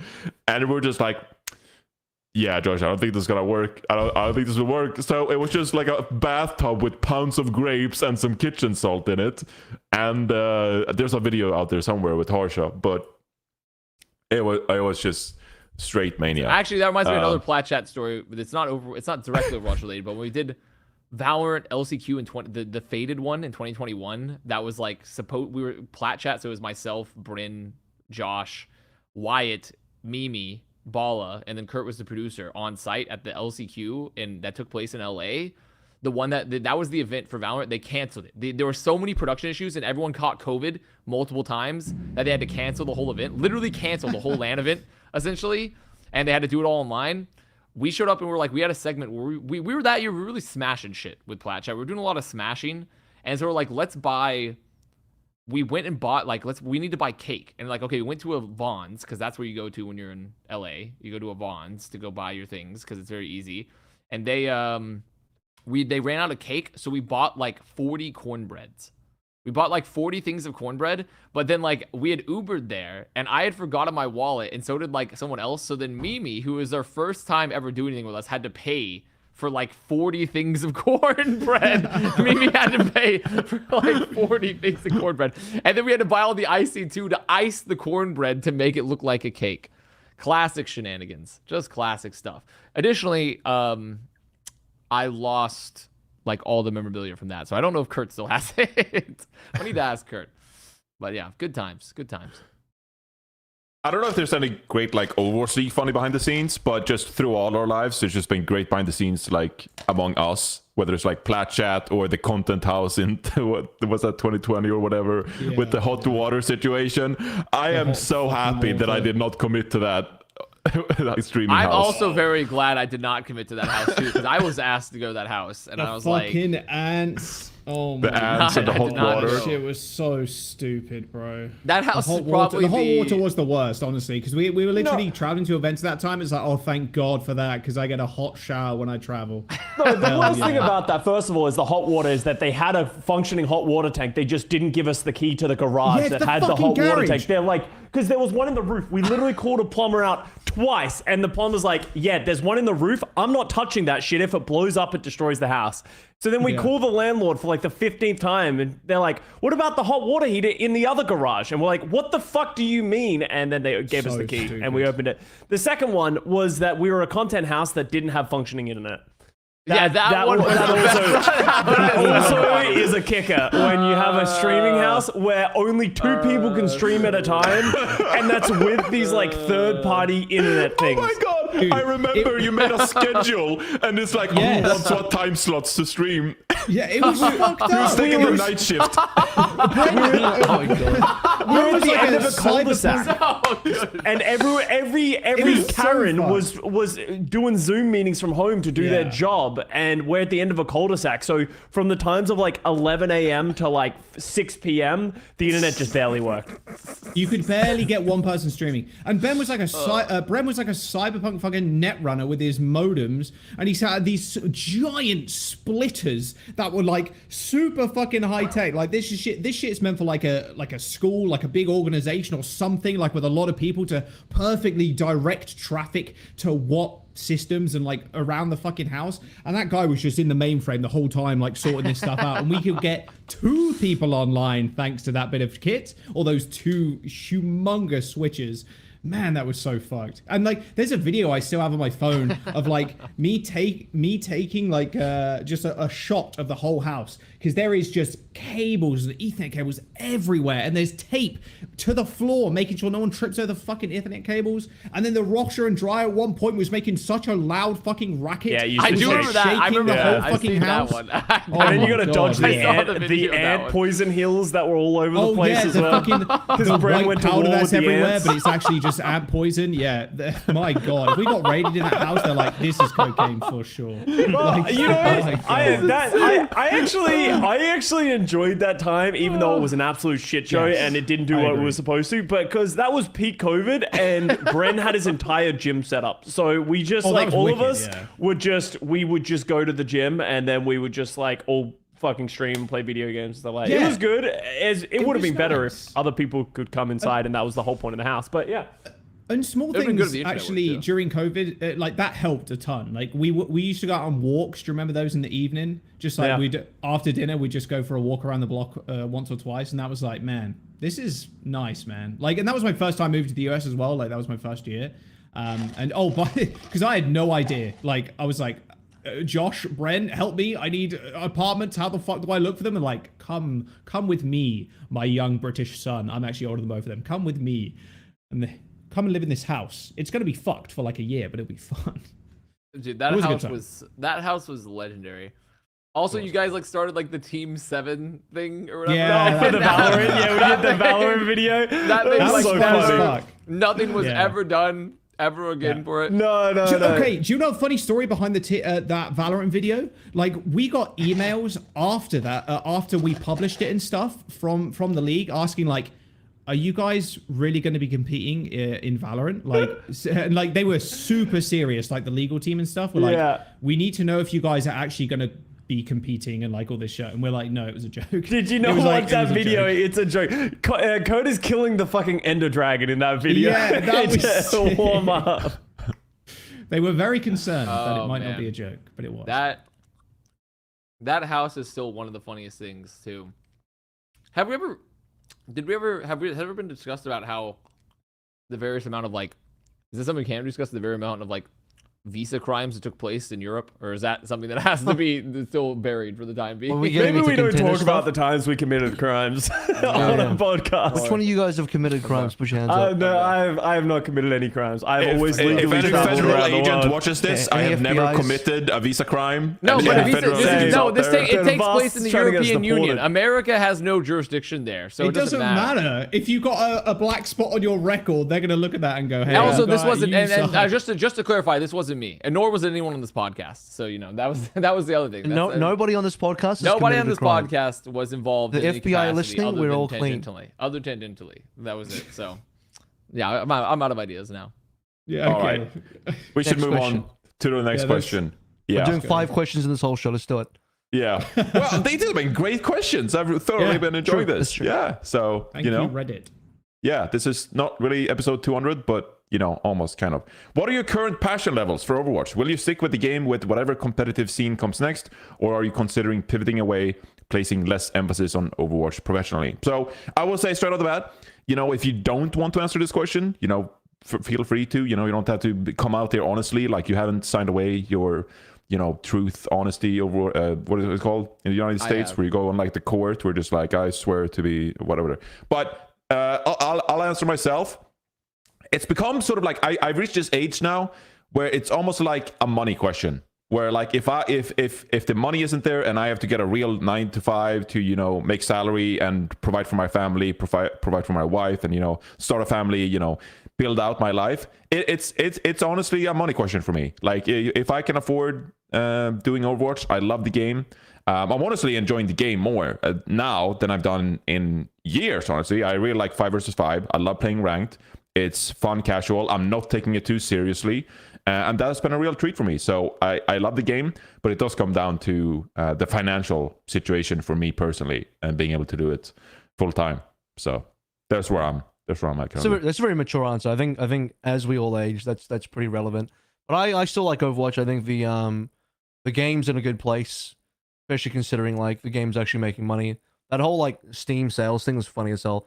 The fact that it's worst rated game on Steam, but it's like top 10 in sales. So that's actually a good sign for the game. The game's making money. I'm still pretty optimistic about where the esports scene is going in the future. I think if the franchising dies, it's probably a good thing for the Overwatch esports scene. So I'm actually looking forward to it. But yeah, as I age as well, I'm probably one of the older people. I'm probably the oldest person on this podcast actually. But yeah, money's probably a huge defining factor of what happens in the future for me as well. So I have to go where the money is. Yeah, I mean, personally, I think I'm trying to pivot more towards like a Great British Bake Off contestant type of thing. So like, I'm trying to get on there. Should be a and, judge. like, You should be a judge on that show. With trying Noah. to launch that. I've been really launching myself towards that trajectory. So realistically, Overwatch hasn't occupied my mind as much as baking recently. But I think you know, I'll stick around. Seriously, I think that like, I mean, I think everyone here, if Overwatch makes sense, will be involved in it. essentially. Myself, I'm a little bit less directly financially tied to Overwatch in a way. But I also still like Misfits still wants to field the team in it, you know, like if it makes sense. I still like, this was my first, I played professionally in another game, but it wasn't professional at this level. It wasn't the first time it was my true esports experience as much. Like I had played in like ESCA for like Team Fortress 2 and stuff like that, and like played at a high level and like won some things, but like I had never, this was my first like real esports experience, the one that got me into the industry for real, and like also got me to branch out into other industries and learn more behind the scenes stuff. So like, I don't think any of us would, at least myself, I would not want to leave if I could stay, if it made sense, if it was feasible, you know, like, but obviously it just depends on like what happens. But at the end of the day, and even if it's like I can't do it professionally as much, like it won't be like my main focus, I'll still definitely keep up with it and like want to be potentially like involved in it occasionally, even if it wouldn't make sense for it to be your main thing, you know. It would still be good to do that because I still love the game. I think the game is still, despite everything around it, like the discourse for Overwatch has been poisoned eternally, essentially. Like I feel like we haven't had a good faith. We haven't really had good faith arguments for Overwatch in the wider landscape in like years. Literally years. It's like the entire, we have like, there's just literally whole companies on Twitter that go to get clout off of making fun of Overwatch, even though it doesn't make any sense. Like there's literally GX, hello. yeah, there's like, there's like a browser. There's like literally just a social media browser that goes to just make fun of Overwatch for like what reason? Like it's like the same shit that everyone else does. Like it's I like hate that it kind of works too. No, it does. That's the thing. There's a snowball joke for hating Overwatch, right? Like the $40 skin or the $30 skin that came out recently. Like I think like every single news outlet made a threat, like an article about like how like Overwatch is overpricing skins, even though it's like by far not the biggest abuser of anything. It's just disingenuous fucking headline I've we're not going down this line. Yeah, we're not going down this line. We're not doing this. We're not doing this. The whole point is that like going. Yeah, no. I was meant, you know, it was leading to a thing of like, I feel like the passion levels for some people, I think, have also been reflected by like this disingenuous discourse of like, sometimes you think that like criticisms or like this overall negativity then reflects like where everyone's inherently less passionate about being involved, which is not the case. People are still very involved and love the game. It's just like there's so much disingenuous, like poison discourse around it that it kind of overshadows, I think, the amount of enthusiasm and the amount of cool things about Overwatch and a lot of things that's still very unique about the game that people enjoy and love. And so like, I think that's where I stand with it, is that I would love to be involved in some capacity. If it could still be a huge part of my life, I'd want it to be, if it made sense. Otherwise, if it can't be, then it would still be definitely still part of my life regardless, because it's something I want to keep up with, because the game is still, there's still nothing else quite like it at all. There still isn't anything else like it on the market, you know? It's just like there's things that are similar, but there's nothing that is it. So yeah, sorry, you go, Jack. No, you can go if you want. Okay. Yeah, I agree with like a lot of what's been said. For me, like playing the game, my biggest frustration that I have is that I don't really have any incentive to play the game, at least like, and try, which is what I find fun, because I think that the top 500 system's just kind of bad right now. So I come back, I play, even when I have tons of time, I play like 100 games, and then I feel like I'm just in this endless loop where the ranked games aren't very good. It's not enjoyable. I'm not progressing or trying to achieve anything because the top 500 system's bad. So I find that I really struggle to play ranked consistently. So that's how I feel about the game as a whole and playing it. But, you know, I agree with everything Johnny said in terms of like us for our jobs. Like, you know, we'll probably be there if Overwatch makes sense. But if it doesn't make sense, then all of us are going to need to look elsewhere. And I think that's why most of us are waiting with bated breath on what comes next. Because if that isn't able to sustain us to be able to get us jobs, then I see a lot of us moving on to either different games or just into a different industry in general, in terms of just like not being broadcast talent or not doing those kind of things. Like we're all going to work for Misfits, all of us. Yeah. I love Minecraft. I'm a big Minecraft guy these days. Yeah, so also the Minecraft thing is not even, you guys aren't even up to date with the lore, okay? We're not even that Minecraft team. What do you mean? I'm a professional. No, we don't have that much Minecraft this much anymore. I'm playing my first SMP. I think I'm ready, okay? I'm the only one RPing. I'm the only one RPing in the server right now. I'm Count Blocula. Showing up Count for 3 Blocula is the hours. only person RPing currently, so just gonna put that out. If you're done, Scott. I think I'm done. my current passion levels for the game, like, I don't know. I don't think they've ever been higher, to be honest with you. Like, I don't know what it is about, but like, I can just, and I'm sure everybody in this call has gone through this level in like Overwatch or like any other game, But like I can just log on and play. Like I can play and play and play and play and play. That's what I've done over the last like not even ever since I joined the league. Ever since I fucking started casting contenders, like I just play like every season. Like every season. There was a couple that I missed out on. Moira meta, fuck that meta. Didn't play ranked. Not gonna do it. Kiriko meta as well. Actually, I didn't play as much. But like every season, I have like a ton of games played, and I just find it very easy to just log in. And although I will agree with Scott, like some frustrations with like top 500 and like the ranked system in general, not really rewarding players at the very top. But that's a whole like other nuance point that I could get into and spend hours talking about. So I won't. But I just love playing the game, man. Like it's, I don't know how to describe it. I can just log on and play 12 games straight and not log off and like then go get some fucking water and play 12 more games. Like I just don't care. I can just be in it for a long time. And I don't think it's ever been higher, especially with like the change to 5v5. Like the game is just in a better place completely.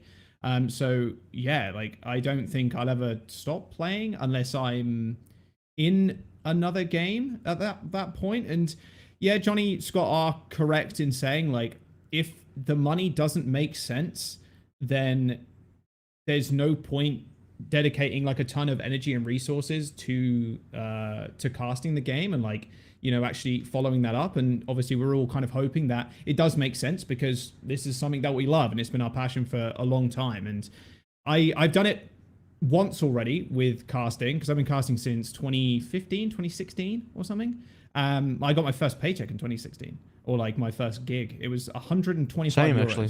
Yeah, 125 euros. I'm not sure how much yours was, but it wasn't a lot. But it was for like a small mobile game. Mobile Legends, I think it was. And I still have that very first broadcast, by the way. I've got it saved on a YouTube channel somewhere. So I've already done it with League of Legends where I didn't see myself progressing like any further than I was. I was doing like the top of tier 2 in League and then LCS or LEC. It was LCS at the time, but LEC wasn't an option for myself. So like there was no real movement at all. And that was the point where I was like, okay, if I don't find something or pivot into something else, then I'm done. Or I can kind of sit around and kind of hope and wait. LEC has like a position or LCS or like LCK was my dream role at the time. Like they have an opening, which by the way, LCK had an opening like a year and a half ago and they've not had one since, or maybe 2 years ago, and they've not had one since, or even prior to that when even I was kind of looking. So I obviously ended up pivoting to Overwatch and I enjoyed TF2. I competed in TF2. I was Div 5, Div 6 and played Highlander. But so yeah, not great. Oh, buddy. I wasn't great. I wasn't great. Yeah. But like it was a game that I kind of fell in love with pretty quickly, and obviously it made me what I am today in terms of like a commentator. And play-by-play I'd say is a little easier in terms of transitioning from game to game in general. Like color casting is a lot harder to do so. So if there's a opportunity for me to go elsewhere, I will consider.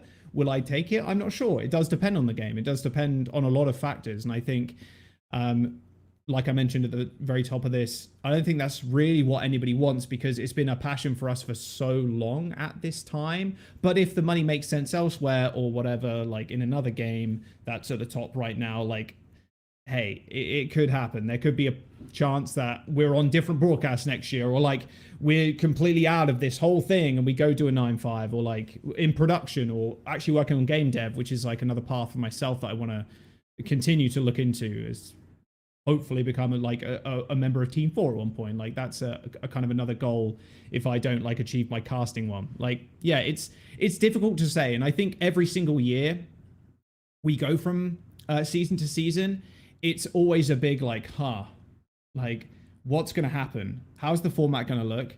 Does the money make sense? Because unfortunately that's, especially like moving from a different country, like that is unfortunately what you kind of have to look at as well. And like, okay, if the money doesn't make sense, then I have to quit. I just have to put this whole thing down and I have to find something else or do something else or move somewhere else. So that's like a big pressure on us from year to year. And I think weirdly this year, I've been the least concerned. And normally, like Scott could definitely tell you, but like normally I'm quite a worried person. Like I do worry a lot, and I do, it just, shit gets in my head like a lot, and I just can't stop kind of going around and locked in this like mental prison. But this year, weirdly, I'm like very optimistic, and like, although maybe that's not weird, but I'm quite optimistic of how things are gonna turn out. And that's on like shreds of information, like small bits of information, but just like hearing visions from people like, oh, this is how the league or like Overwatch Esports looks, or like how we want it to look, and all this other stuff. Like, I do feel confident in a way, and it's strange to say, like, even though potentially the league is going away completely, I am the most confident in an off season that I've been in a long time. I wish I could tell myself that in 2020. My God. In 20 years, when you're finally the game director for Overwatch, you can delete Mercy, right? That character getting deleted, bro, out of the fucking game. Jack becomes game director it's a joke, by the way. People take it very literally. It's a joke. Oh, it is a funny joke. So true. It is a funny joke. Yeah, I definitely shared my words with you in the studio sometimes this year, where I was just like worrying, and I was just like, oh, it's over. I definitely had some bad vibes, but at some point it just kind of like shifted, and I think Toronto had a lot to do with it, like the live event and meeting fans, and just the vibe was just spectacular vibes. And I just had this moment where I was just like, I don't want to take this for granted. You know, this is some of the best times in our lives. You know, being able to do this job. Being able to entertain people and make a difference in people's lives, you know, I that warms my heart, and I don't take that for granted. And so just like running my Discord or like streaming to people and them saying like, hey, I had a really nice time today, like, you know, work was really annoying for me today, I had a really frustrating day, and me being able to provide some relief and provide some entertainment and make people feel better, that's something that these past 6 months, past 12 months, started to really appreciate on a whole different level. Even running this podcast, you know, like, you know, being able to be part of people's lives as they drive to work, or, you know, walk around, do chores in the house or whatever. To me, that's something that I started to appreciate a lot more than I did previous seasons, previous years. And I don't take that for granted. And so I'm honored to be in this position where I am, to be able to have that positive impact on people's lives. And so with that in mind, you know, not only passion for Overwatch the game, but passion for the scene, passion for the community, and passion for the people who are involved and put effort and time into this game overall. It's something that I've recently started to appreciate on a whole different level, and I want to continue to make people happy and make a difference in people's lives. I did want to add to that real quick. Like Toronto, I think I had the same kind of switch flick in my head, Johnny, and like I was like, God damn, because I mentioned this to a few people. I think I mentioned it to a couple of fans as well when we were kind of talking, when me and Scott were kind of chilling after our cast and stuff. And I'm like, man, you forget how much people love this game, and like you forget how much people love the esport and stuff, because COVID exists. We're doing it from the studio. You're doing it from home or wherever you're doing it from. Like, you forget the amount of people that are just like, yeah, I love this team. I love this player. I love this league. I love the, you know, it's like the Hangzhou Spark like thing, and like everybody buying Spark jerseys and like going crazy whenever they got a kill. Like that to me was just, I think, a very special moment. And to add on to your point as well, Johnny, like the people that are involved in the Overwatch League, especially right now, like, my God, like they fucking love the game and the league and the esport as much as like we do as well. Like it can't go without saying. Obviously, you see the passion from us a lot of the time on broadcast and on like podcasts like this and tweets and everything else, right? But there are a ton of people behind the scenes that also just have unrivaled passion for the game and want everything to be as perfect and squeaky clean and like go well as possible, like, and want to continue this run with Overwatch Esports too. And yeah, there's a lot of people that are in the league, or like every person in the league right now that is working on the product itself that has like, yeah, they are the fucking best. And I really hope when we do kind of transition, or like however it's going to go down, like they are around as well, because they make our lives a lot easier by making at least myself like worry a little bit less from the talks I've had with people, but also like they just make the whole thing just a whole lot better. And it's something that people on the outside can't quantify. But for us, it means like the fucking world.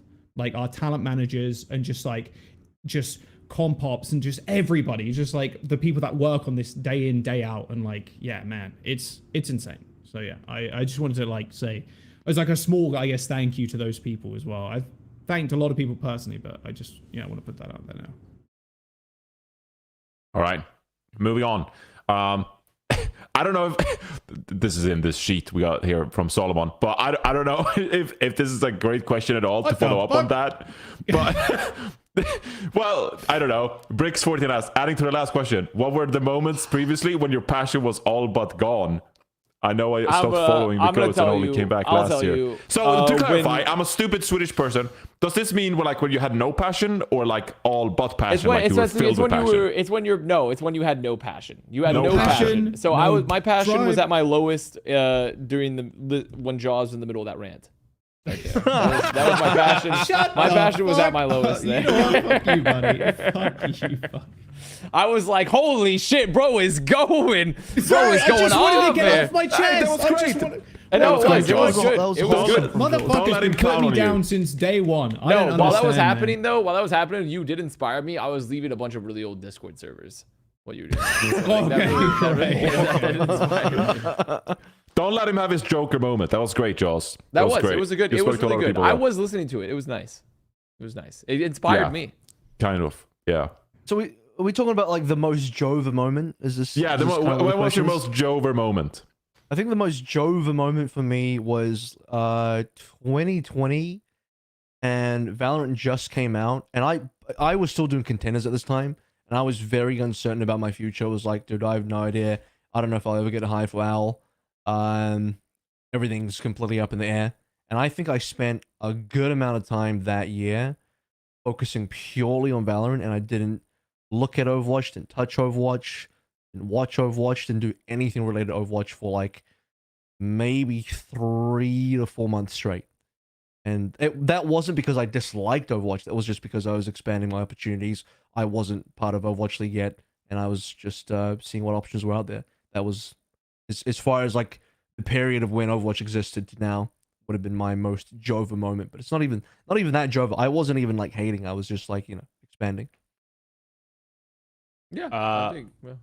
For me, 2022, that year was fucking awful. Overwatch 2 just came out. People hated it. Then we had the season we were stuck in a fucking truck, which is it was fun because of the people I'm around, but that was like just all in all, we were working with a skeleton crew. There's like so much shit things. We did one LAN in LA the entire year, like that we got to go to. Like it was just like it was a pretty heinous year all in all, and it's like this is not really what I want to do for my life if this is what it's going to look like. So it was pretty jarring going from 2021 sketches and funny segments and shoots to Hex was pretty much the only producer for literally everything. So we went from like 3 producers to only Hex doing everything and no opportunity to do anything. Which then, whiplash back to the amazing studio and working with Esports Engine and, the incredible year we had this year. But last year, sitting in,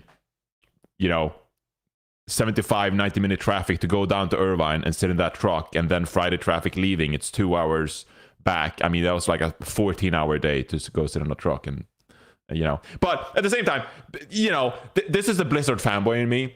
Being able to be on the Irvine campus at all is just like, I was doing what's the meme with the guys like looking back pointing soy jack, soy jacking. That was me literally every day on campus, just like, oh, it's Diablo art on the doors because Diablo's releasing, oh my god. And like I don't know, I nerded out about that. So that was cool, being on the Blizzard campus during the weekends when no one else was there. It was like us and like a few security guards, and that was it. And then they found out that we like took drinks and stuff, and so they had to lock stuff up. We started taking the ice cream over the weekend, and then they put a padlock on the fucking ice cream freezer. That's funny behind the scenes for you. That's when that was when I was at my lowest. That's when it was the most Jover. That is good. That's really every Saturday, Sunday. Ice cream. They were like, oh, let's go get ice cream after lunch. And then they put that shit behind lock. Like after week 3, they were like, some people are stealing ice cream on the weekends. It was us. It was us. That's so fucked up, actually. That reminds me when I was like a kid in elementary school, and I'd go pick up my brothers, and the principal of the elementary school had like a bucket of candy on her office, and I would be like, I was in middle school at the time, so I was like, I think like like 8th grade, 7th, 8th grade. So I would like walk in and I would grab a handful of the bucket of the candy from her empty office every day before going to pick up my brother. Oh my god. Every day. Let's see. That's sick. Mine, I don't know. It's tough, but I think the worst for me was when I got laid off from Envy, actually. Actually, no. Probably the worst was when I got, in 2020, we just finished the Contenders year. They finished the Gauntlet. They didn't ask ZP and I to go because Wolf and Seth did it. 2019. This is 2019. Yeah, but going into 2020. Like, essentially like that, right. that, you know, because it was 2020 at that point because the league didn't start until 2020.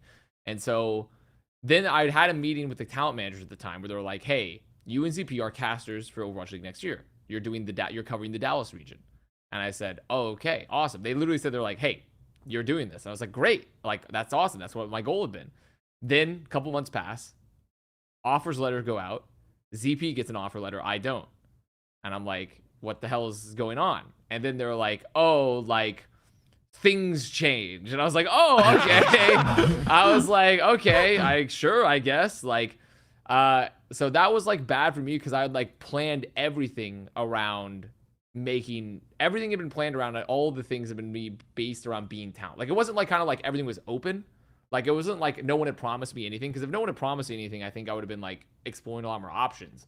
But I had been specifically promised and told things were going to happen. And so I was like planning my whole life around that. And that's when I would like just left the Overwatch League the year before. So I was living at home that year. And then also I grinded the fuck out of that year because I was doing Contenders broadcast, North America broadcast, and I took over the co-stream from Sideshow. So I started building my own co-stream. So I was doing 4 days of co-streaming days back when we had 4 matches a day, 4 maps and 4 matches a day. I was doing that 4 days a week. Plus I was doing 3 days of broadcast, 2 of them in A, 1 Korea time in A. So I was working 7 days a week, every single week for 6 months. And then they promised me that I was going to get the gig with ZP. They promised us both we were going to be a duo. And then they took it away from me like last second. And it wasn't, there was a lot of circumstances for why that happened, but like that I learned later. But essentially, like, I got hard fucked. So then I was like, holy shit, I'm freaking out. Then Esports Awards happen. I go to the Esports Awards in Arlington. I'm like talking to like Nade Shot and shit. Like, I'm with like some couple, like, I think some of the CSA guys are out there, and like Puckett is out there. And I have like the worst tension headache of my life. It feels like my head is about to explode out of my fucking, like my skull is about to pop out of my fucking flesh. And I'm going to fly around the room.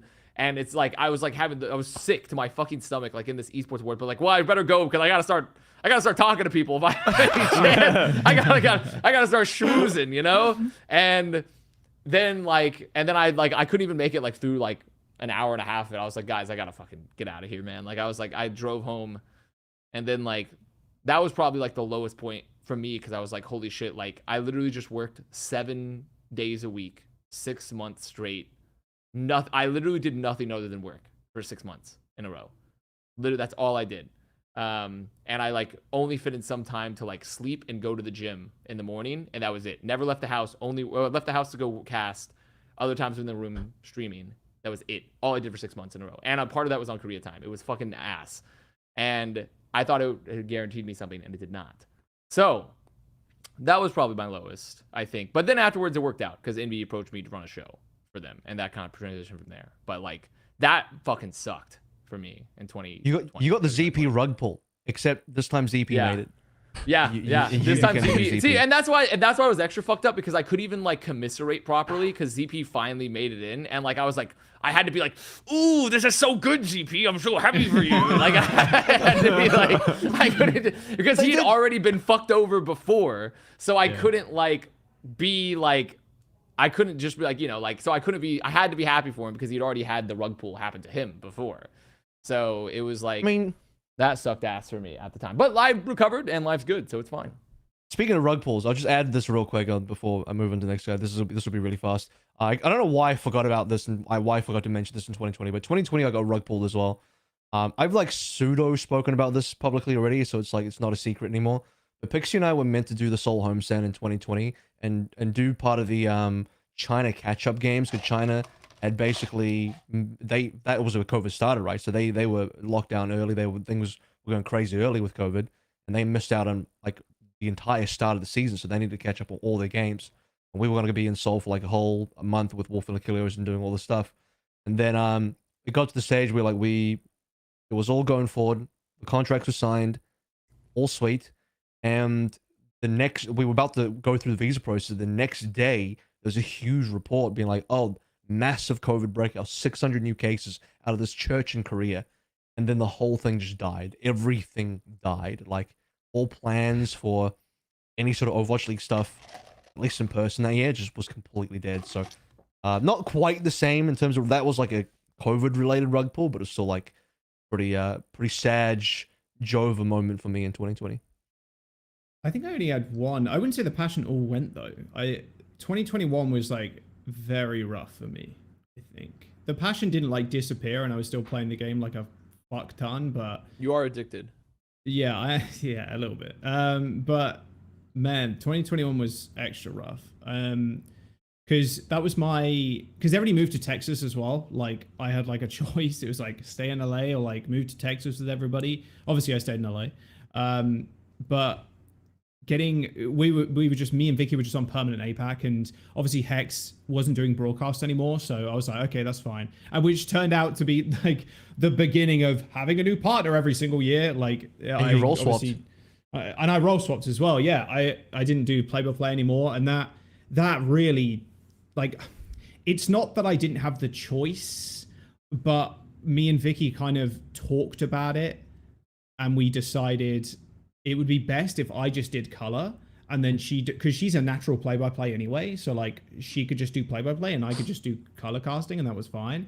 But like it did sap a lot of and like growth as well, like of me as a play-by-play, and it sapped a lot of that away. And I think I did a pretty decent job. I watched a lot of VODs and like of Josh actually do color casting, and like how like his cadence and like what he was doing, and tried to learn as much as I could off of him and like a few other people from League of Legends actually.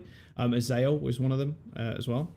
And so I like tried to learn color casting like pretty quickly. I knew a fair amount about the game, like all of us do. Like we know quite a lot about the game, so it was a bit easier for me, I guess, to kind of transition to that role. But like I thought for a small fraction of it, I thought like, if this is like like Scott was feeling in the truck, like if this is what it's going to be like, I don't think I can do this multiple years. Like the time zones and the scheduling, I was going to bed at like 6 or 7 a.m.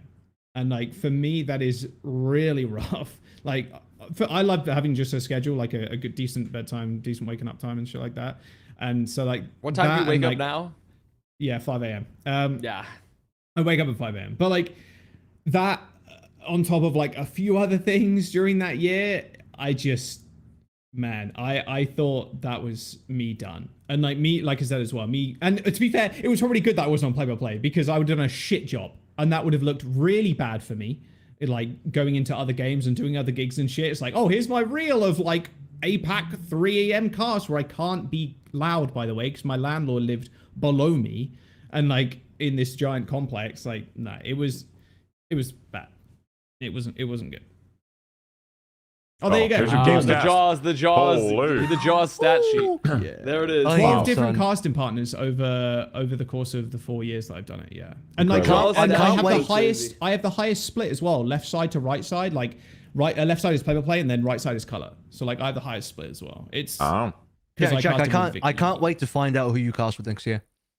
It's going to be someone different, probably. Hey, Josh, you want to link up? Yeah, exactly. Yeah, I'm just doing a ditch shot. I've got to keep the train going, bro. I have to go with someone else. I'll call Jake up real quick. I'll call Johnny up real quick. But you know what I'm saying? Like, I'll call Connor up. Hey, Connor, you want to come on, bro? True. We'll get some games under our belt. Yeah. For me, ironically, it was actually the later half of 2018, the later half of the season 1. Because the desk was a bit of a... It was weird. Like, there was a lot of iterations on the desk in 2018, and people don't really remember now.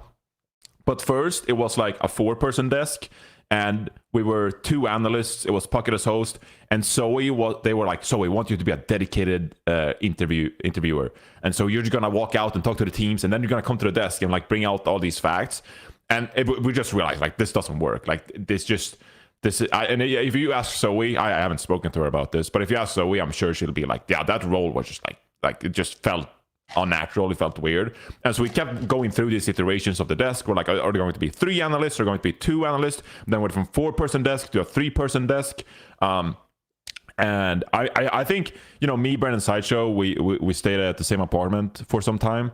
And I think we were pretty much just like, hey, like, let's have 4-person desk, which later was like the 2018 World Cup desk.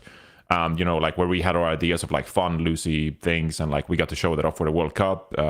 You know, they put trust in us, and Golden Boy was the host, and like we had a lot of fun with that. And so I think there was some kind of ambition to do that in 2018 during the Overwatch League already. But obviously, Overwatch League was way more structured. It was way more polished and formal, and so we didn't really have that same room to have fun with and banter. And then the later half, when it was the most jover for me, was when they started breaking us up into like pairings. So like Brennan Sideshow became like an analyst pairing, and then it was me and Crumbs together. And it just didn't feel like, with the feedback we had at that time as well, that like me and Crumbs, I didn't feel like we complicated our personalities together, but because we were kind of similar. Like we were a bit monotone, very analytically driven, and like we didn't have someone on the desk to help me and Crumbs be like relief, be funny, or like be entertaining. And at the same time, my feedback from other talent members, but also our bosses, were just like, you're way too analytical. And I was too analytical at the time, but they essentially told me like, hey, you're not what we want. You're not like good at your job. Like we don't want the current iteration of you. And so I just felt really lost at the time. I was just like, I know analytical Overwatch. I know how to explain stuff. And it was clear that they wanted to pivot into a more fun, loosey, you know, Disney XD. And they were like, hey, we ran all these like surveys, and like you're not popular on the surveys. And I was like, holy fuck, like Jesus, like you don't like me. So like I'm trying to be someone I know. And I think towards the later years, I really improved on becoming like entertaining and like being open and do fun segments and all that stuff. So I'm really proud of that journey. But that second half of 2018, I just felt like unwanted. And it really sucked, like those weekends when Brennan and Josh were on the desk together and they were having fun. And I was like, I want that for me. Like I need them to like make me fun and like give me room to have an entertaining desk while I can do my thing. And we kind of had that 2018 World Cup. But then for the finals specifically, they were like, hey, Johnny, we don't want you for the finals. We just want it to be Pocket, Brennan, Sideshow. And that's going to be the desk. And so I don't even think I wasn't even supposed to be in Brooklyn. They weren't even supposed to fly the talent to Brooklyn who weren't going to work the show. But then other talent members, you know, those with more status and, you know, more respect, they were like, hey, like you need to fly out this talent that aren't working. So it's thanks to them actually that I was there. But had I not even gone to Brooklyn in the first place, I was sick that time, and they were like, we don't want you working the desk. That really sucked. Like being in Brooklyn and not working the 2018 finals desk, that really sucked. And then, so I felt unwanted. And then we had the 2018 World Cup qualifier in Thailand, and I fucking lost to Custa, and we didn't qualify for BlizzCon. And I knew it was the last event. I knew it was my last event. So the entire mentality for me was like, this is my last event. I really wanted to qualify, of course, and I was hoping we'd qualify. But when we lost to China, we lost to Australia, I was like, holy shit, it's over. Like, this is my last professional playing event. And so that felt really shit. And so then we had scheduled a vacation in Thailand, me, Bren, and Sideshow for the rest of the week. And I was just fucking emo. Like, I was like emo. I was like, oh, my playing career is done, guys. This sucks. And I was just sad, emo. Everything sucked. Drinking every night. My body was just like, oh, this is the worst. And then one night we stay up until like 4 a.m. just like drinking. And then we have to wake up at 6 a.m. to take like a 2-hour drive to an elephant sanctuary. And oh my God, this was like day 5 of just drinking relentlessly. And I felt absolute garbage, 2 hours of sleep in like a cab. And I get the email at like 9 a.m. just like, hey, Johnny, we're not renewing you for 2019. And I was like, it's so over. Like that was the worst day of my life at this fucking elephant sanctuary in middle of nowhere, Thailand. And I know my playing career is done, and I just got laid off from the Overwatch League. But then it ended up well because I got to work 2019. But that week was hell week. That was the worst week of my life. It was so jover. So yeah, but then everything turned around. So happy to be here. Happy to have a great time. So there you go. It's all been jover before. You got your Jove out of the way real quick though. Yeah, I did again. Yeah, and thanks to the community, I'm here. I'm not gonna lie. You know, when people started doing the Justice for Reinforced shit, I was like, fuck yeah! Like it felt so rewarding, and I got to have a job because of the Also, community. So forever grateful. How did the elephants react? They heard they're very empathetic creatures. Yeah, because they could read emotions. So how did they react? I don't know. That was a surreal day. That was a surreal day. They just wanted to give you We a were hug like with their big washing trunks. elephants and shit. I was hungover as shit, and I was just washing this elephant with like a brush and water. And I was just like, this is crazy. It's like a cool So- experience, but not maybe if you're hungover. No, and not getting Not if laid you're off the same hungover, day, depressed. And not getting laid off the and same super day. depressed. Also, and- Why? the If it elephants was with me, his it would have tears. gone down differently. Personally, I would have connected with the elephants. Oh, really? Yeah, I should have Oh, stayed okay. there. Honestly, I should have stayed at the elephant sanctuary. Just like, will you have me? I will clean the elephants every day. I would have every found a day. different career path in that moment. I would have become an elephant helper for sure. Yeah, men will literally start a podcast instead of going to therapy. There we go. Right on. Thanks. Well, I would've they given up asked. an I gave you the answer. That week was Jover. All right, moving on to the next one. Okay. Are we gonna try to be speedy? I don't know. We kind You of have to be a decide. bit We need to faster speed because some we of have these like answers. we have Yeah. like literally All right. 40 questions remaining. We don't have to answer all of them. Okay, we don't have to answer all of them. We can go until we don't feel like it anymore, and maybe I'll cross them out. I'll go read and cross them out. Okay, but here we go. Tornado Wizard 123 asked, "Where do you think you will always be without the Overwatch League?" And let's say, okay, I'm gonna make this. Let's say without. Let's say there was no Overwatch Esports after 2017 or whatever. Like Overwatch League didn't exist, and probably wasn't viable to be in Overwatch Esports. I just would have finished my degree, electrical engineer. There you go. I would have been an electrical engineer. That's it. Yeah, I'd probably be in Australia. I don't know doing what. I probably wouldn't have gone back to engineering. That shit sucked. Probably. In a Okay, well, games not this company speedy, somewhere guys. doing- No, this one's easy. oh, This is an easy. What This is- one's easy. do you want my life This one is- story about No, why I no, don't want to no. go into engineering? I don't know. Yeah. Probably like in a games dev position somewhere, probably, or still trying to cast a league. I don't know what opportunities would have opened up, but League of Legends casting probably, yeah. Or maybe Valorant at that point. I don't know if I lasted that long in League of Legends. I don't know. You probably would have transitioned to that. You would have had to last till 2020 at least. I don't know. I am a stubborn enough dude that I think I would have just tried to just barrel through and persevere in a different game. I can't imagine what other name. I don't know. Maybe another FPS title. Maybe like a Counter-Strike or something. I would have probably have just smacked my head against the wall repeatedly until I either made it or failed. Because I at the time, Overwatch and no Overwatch, I was pretty determined to do something in esports. So Yeah, I could honestly see Jack working at like League of Legends in a different life or something. You know, like actually getting promoted to do LCS and LEC. And all that LCS? stuff, you know? I mean, maybe. Yeah. Like my LCS. biggest competition was like the guy that helped me get it started, Medic, or he was called Sona back in the day, but that's obviously a fucking champion's name, so he changed his name. But yeah. He would have been my fucking competition. That time. Yeah. Maybe. Yeah.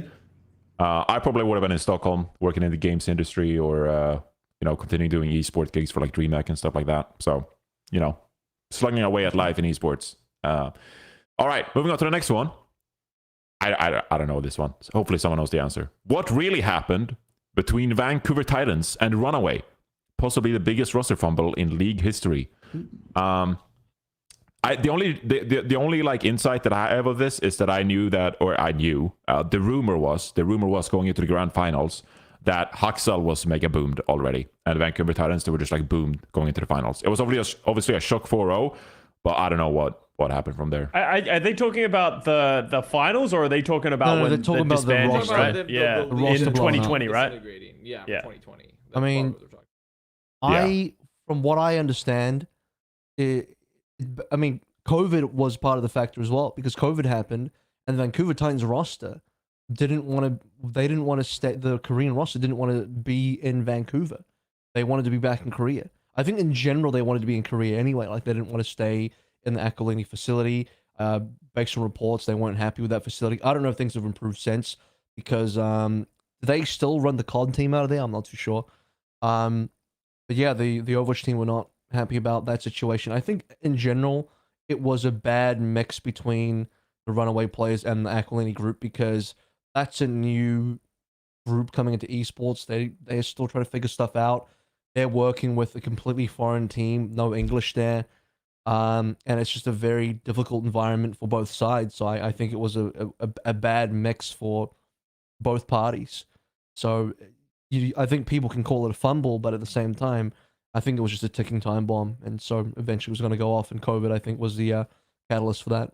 Yeah, I think that's pretty much it. It was just a traditional North American sports group working with a full Korean roster that had no traditional work experience at all, and no experience of like the group that ran Vancouver at the time still does, is very traditional sports. Like they have like a very different mentality of like, because the truth of the matter is a lot of esport players, as everyone knows, are not super professional.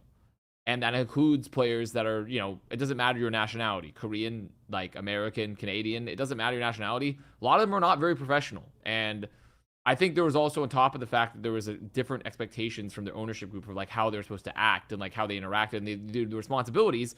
I also think the ownership group from what AVRL was saying, they did not put in a full faith effort, it seemed, to like truly integrate the roster, to understand their needs and to understand them either, and to like kind of meet them in a middle ground to where they could find commonality. Essentially, it was just an inexperienced ownership group with a full Korean roster with a bunch of very young, immature players.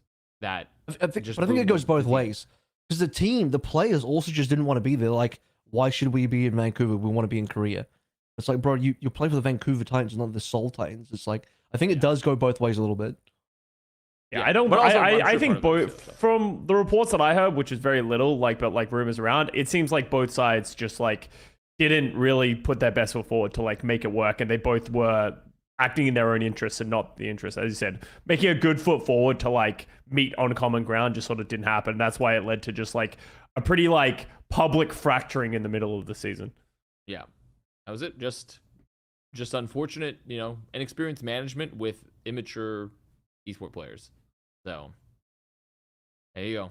That's really it. It's not some sort of big conspiracy. It's That's not really that juicy. There's not really that much juice. It's honestly. they just could not. They just hated each other. That was it. Yeah, they didn't hate. That's all there was to it. They just they well, were just two by parties hate that each shouldn't other, have worked together. I'm being hyperbolic. Yeah, I know. But, I know. It's just two parties that didn't work well together. That shouldn't have worked together. That's all it is. Okay. Moving on to the next one. What has been your favorite storyline, team comeback, rivalry, etc., throughout Owl's lifetime? From Terabit.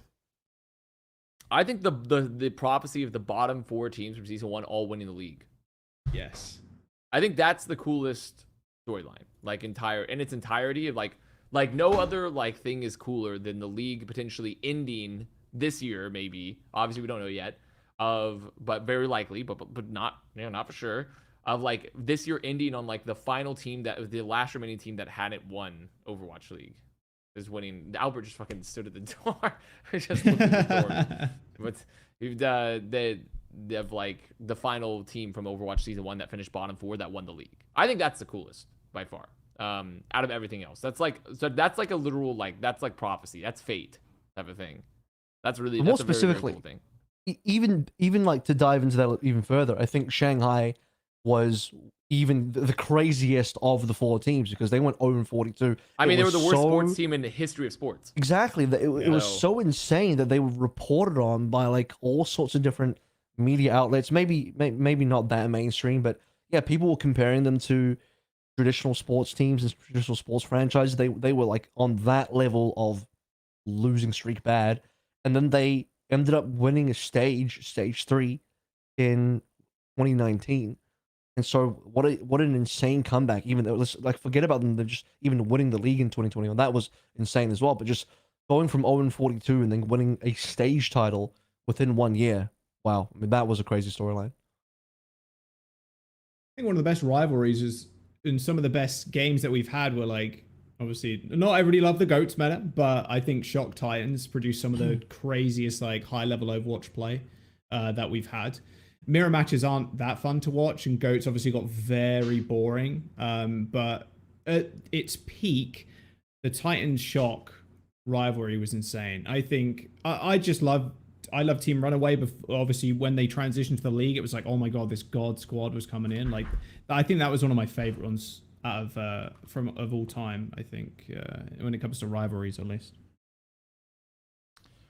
Yeah, that was a good one. That was very All good. right. Johnny, do you have one? Do you have a storyline? Yeah, I don't know what you guys answered, but towards towards the tail end of his career in Overwatch, following Carpe, I really enjoy that, because like Carpe being like quote unquote like the best player to never win anything, I just felt like the last 2 seasons that Carpe had in Overwatch, I just felt like there was so much on the line every time Carpe played. Like I felt like Carpe's playing to finally win anything. Like every time you're competing in a stage qualifier or in a playoffs, like I just felt like it mattered more for Carpe and Carpe's story to finally win something, that I just really enjoyed watching games with Carpe, because I was like, it feels like there's so much on the line for Carpe in this match.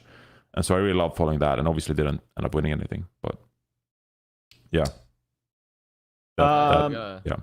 Mine is just, I'm going to talk about the rookies over the last few years. I think that's been the coolest for me, seeing how younger players have come in and pretty much changed the game over the last like few years. Like I think it started with Lip on the Shanghai Dragons, who just like came in and was an absolute terror. Obviously Leave came in and he started dumpstering as well. He won his MVP season. Then you had Proper last year. I think that was a sick storyline of a rookie player who came in and literally won every award. And then someone as well. Like I think it's been awesome to see new players and fresh blood come into the league and change the game, and sort of show how much talent is out there in the world, other than, you know, the Mount Rushmores of Overwatch.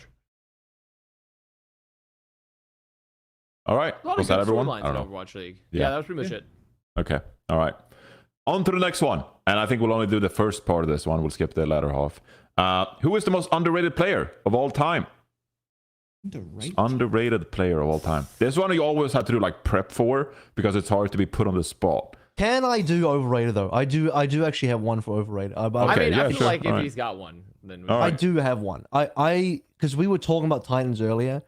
Personally, I think Bumper's overrated. Real talk. Because this guy, like, look, he's talented, he's good, but is he like in a vacuum? Is he really that good outside of Vancouver? Because that was the criticism even in 2019, right? Take this guy out of Vancouver. How good is he really? Right? And I think people assistant main tank. People elevate Bumper to some like god. Well, didn't he also role swap too? Didn't he used to play main support before that? Sure, but he played multiple But I am roles, talking about him on main tank.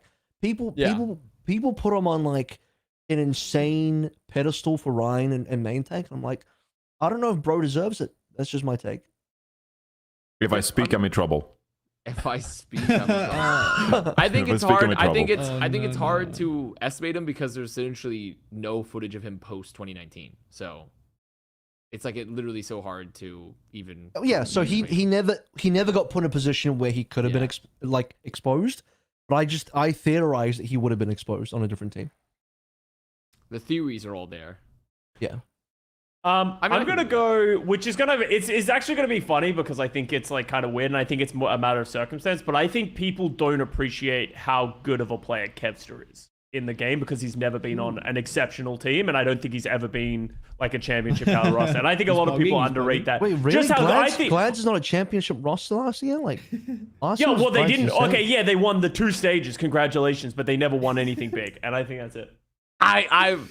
I have seen non-stop Kevster dick sucking for years. Not a big tournament. I have seen more dick sucking from Kevster than I've ever seen many players ever. My point is, Europeans from the world over gathered. They free trade dick sucking across the world for Kevster from Europe. There was insane amount of dick sucking going on for Kevster. I think I understand your point, Scott, but I think it's because I've just seen. So it is a simply European, because the whole continent of Europe picked Kevster as their like, that's our guy. Mm-hmm. That's our dude. He's almost Jesus in Europe.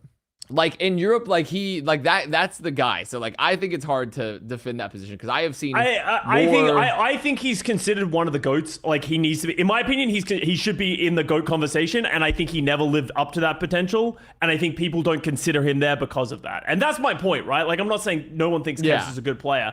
I'm talking about relative to what the community perception is. I think he's underrated for actually how good he really was. Well, I think it was unfortunate because he had like kind of it's not that he had a bad year, he just had a middling year, you know? Like he didn't have like a classic Kevster year where Kevster was like dominating the server the whole time, and so like I think you're right in that regard. People would kind of put him down perspective. Otherwise he should be up there. I just want to challenge the Glads assertion as well. I think last year's Glads was like close to being a super team. You could even classify it as a super team in various respects. And also, they won mid-season. Mid-season is the biggest title you can win outside of the entire season itself. Mid-season is a huge title to win, in my opinion. Yeah. All right, moving on to underrated. This is one of those things where like I'd love if people just threw names out and then I could have thought back. So this is a question. This is not a statement, but a player that came to mind. I'm asking you guys. Would you say Boombox at his peak was underrated?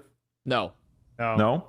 Okay. Boombox at his peak, everyone was also people are forgetting the unimaginable amount of dick sucking that took place for some of these people. Like, and this not that it wasn't Fusion was a rightfully fan favorite. and also not that it wasn't rightfully deserved. Boombox was really good. I'm gonna say someone that was underrated until this year. So I think this year solved it essentially, but he would have been underrated if it were not for this.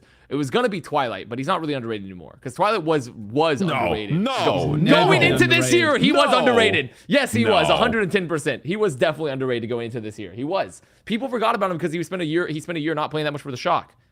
But when he came out, he was like fucking nutso. He was underrated up until this year. I think so. That's why he's not fair. But I have to throw it out there because I championed the Twilight. Everyone, remember? I championed Twilight. Everyone, they said Twilight can't be that good. It can't be Twilight. Twilight is that good. Twilight is it. But other than that, here's someone I think that a more forgotten underrated player. A more forgotten one. I actually think Elsa from Chengdu. I think Elsa was underrated. I think he was a very solid, good role player, and people They were people good. did not want to give Elsa the credit that they deserve for being like. Elsa was on a team of silly, and Elsa was like one of the few non-silly people on the team. Like Elsa was the one straight man of that roster of like everyone else is like running around, like being like goofing off and goobers and shit. And then Elsa's over here like, guys, I'm playing Diva here. We have to fucking play. Come on, we have to touch the point. Like that was like he did play off tank Orisa. He was like the only off tank Orisa. Everyone else was main tank Orisa. Yes, that's true. But you have to get some silly in there. You got a little bit when you're in that. If you're hit by immense silly radiation beams like gamma rays from the sun, then you take a little bit of silly. You're gonna get a little bit of silly. Maybe Hawk, because Hawk is on Atlanta and no one gives enough credit to Atlanta because they hate Atlanta. So maybe Hawk. What do you mean? That one person on Reddit can't stop talking about Hawk. That is true. Atlanta has some very dedicated fans because everyone roots against him. So I saw Hawk at the after party. I felt so bad in Toronto. The after party where everyone got COVID in Toronto. Yeah. If anyone went to the after party, there was a 50-50 shot. You got COVID. And, Yep. I went. I Didn't get did it. not. COVID. I dodged that shit. I But got then I was talking to Hawk and I was like, why so glum, buddy? And he turned to me and he was like, I just had the worst week of my life. And I was like, Jover. The Jover week. I was like, Oh, okay, it's the no. Jover week. My bad. Oh no. Most I got a good overrated player player. in the Overwatch League, the coronavirus, COVID-19. Most overrated player. COVID-19, Fuck that guy. One of the best. Yeah. One of the best to ever do it. Here's a player that like I think people generally accept he's pretty good, but he will never appear on any like top 5, top X kind of list. Choice in one, like he's actually Okay, insane. I'm gonna I think add this it. player. Okay. I think Choice in one is incredibly good, but you will never see this guy appear on anybody's list. We'll put everyone else above him. I think he's the next Alpha Yi because Alpha Yi last year was insane, and then this year because he starts playing NA, people are like, "Oh my, Alpha Yi!" It's like, bro, if you watched APAC last year, you would have already known that Alpha Yi was insane. I think Choice in one is also in that same category because he's played on Charge his entire career, and Charge have never made a tournament. Western fans have just never seen Charge because they don't go anywhere. Charge have been a pretty tragic team, but when you look at Charge, he is everything right about that team, and the rest of the team, in my opinion, hold him back. I was on that train early. Go back, look at the Guangzhou Charge PLATCHAT videos from 2021. I was on that shit early. I have to add you have two a player submissions, that's- by the way. I got after AVRL's done. I have 2 submissions that we got put external from Albert. Yeah, so I'll just conclude by saying, like, when you have what I consider to be really good is when you are on a losing team that is objectively bad, and you are just dragging this team kicking and screaming, and you are like basically the only reason this team is even marginally competitive in various cases. I'm not talking about stage 1 last year, like across the Guangzhou Chargers history. That's like a mark of, in my opinion, a very good player. Albert just barraged through the door and was like, Avast, these are the two He did. underrated players. 'cause they're No, running he the episode." literally, he came to the door earlier, looked in, and it was like, I'm gonna crash. And he tested me on Discord. Was like, I'm gonna crash the Plat Chat. I'm like, okay, well, like, what? Like, don't. And then he's like, then he couldn't help himself last time. He burst through the door. He's like, I have two names. I have two names. I'm like, okay, here are the Albert submissions for underrated players. He has got two. He says Nene, interesting, and Nene's one, and then he says Faith.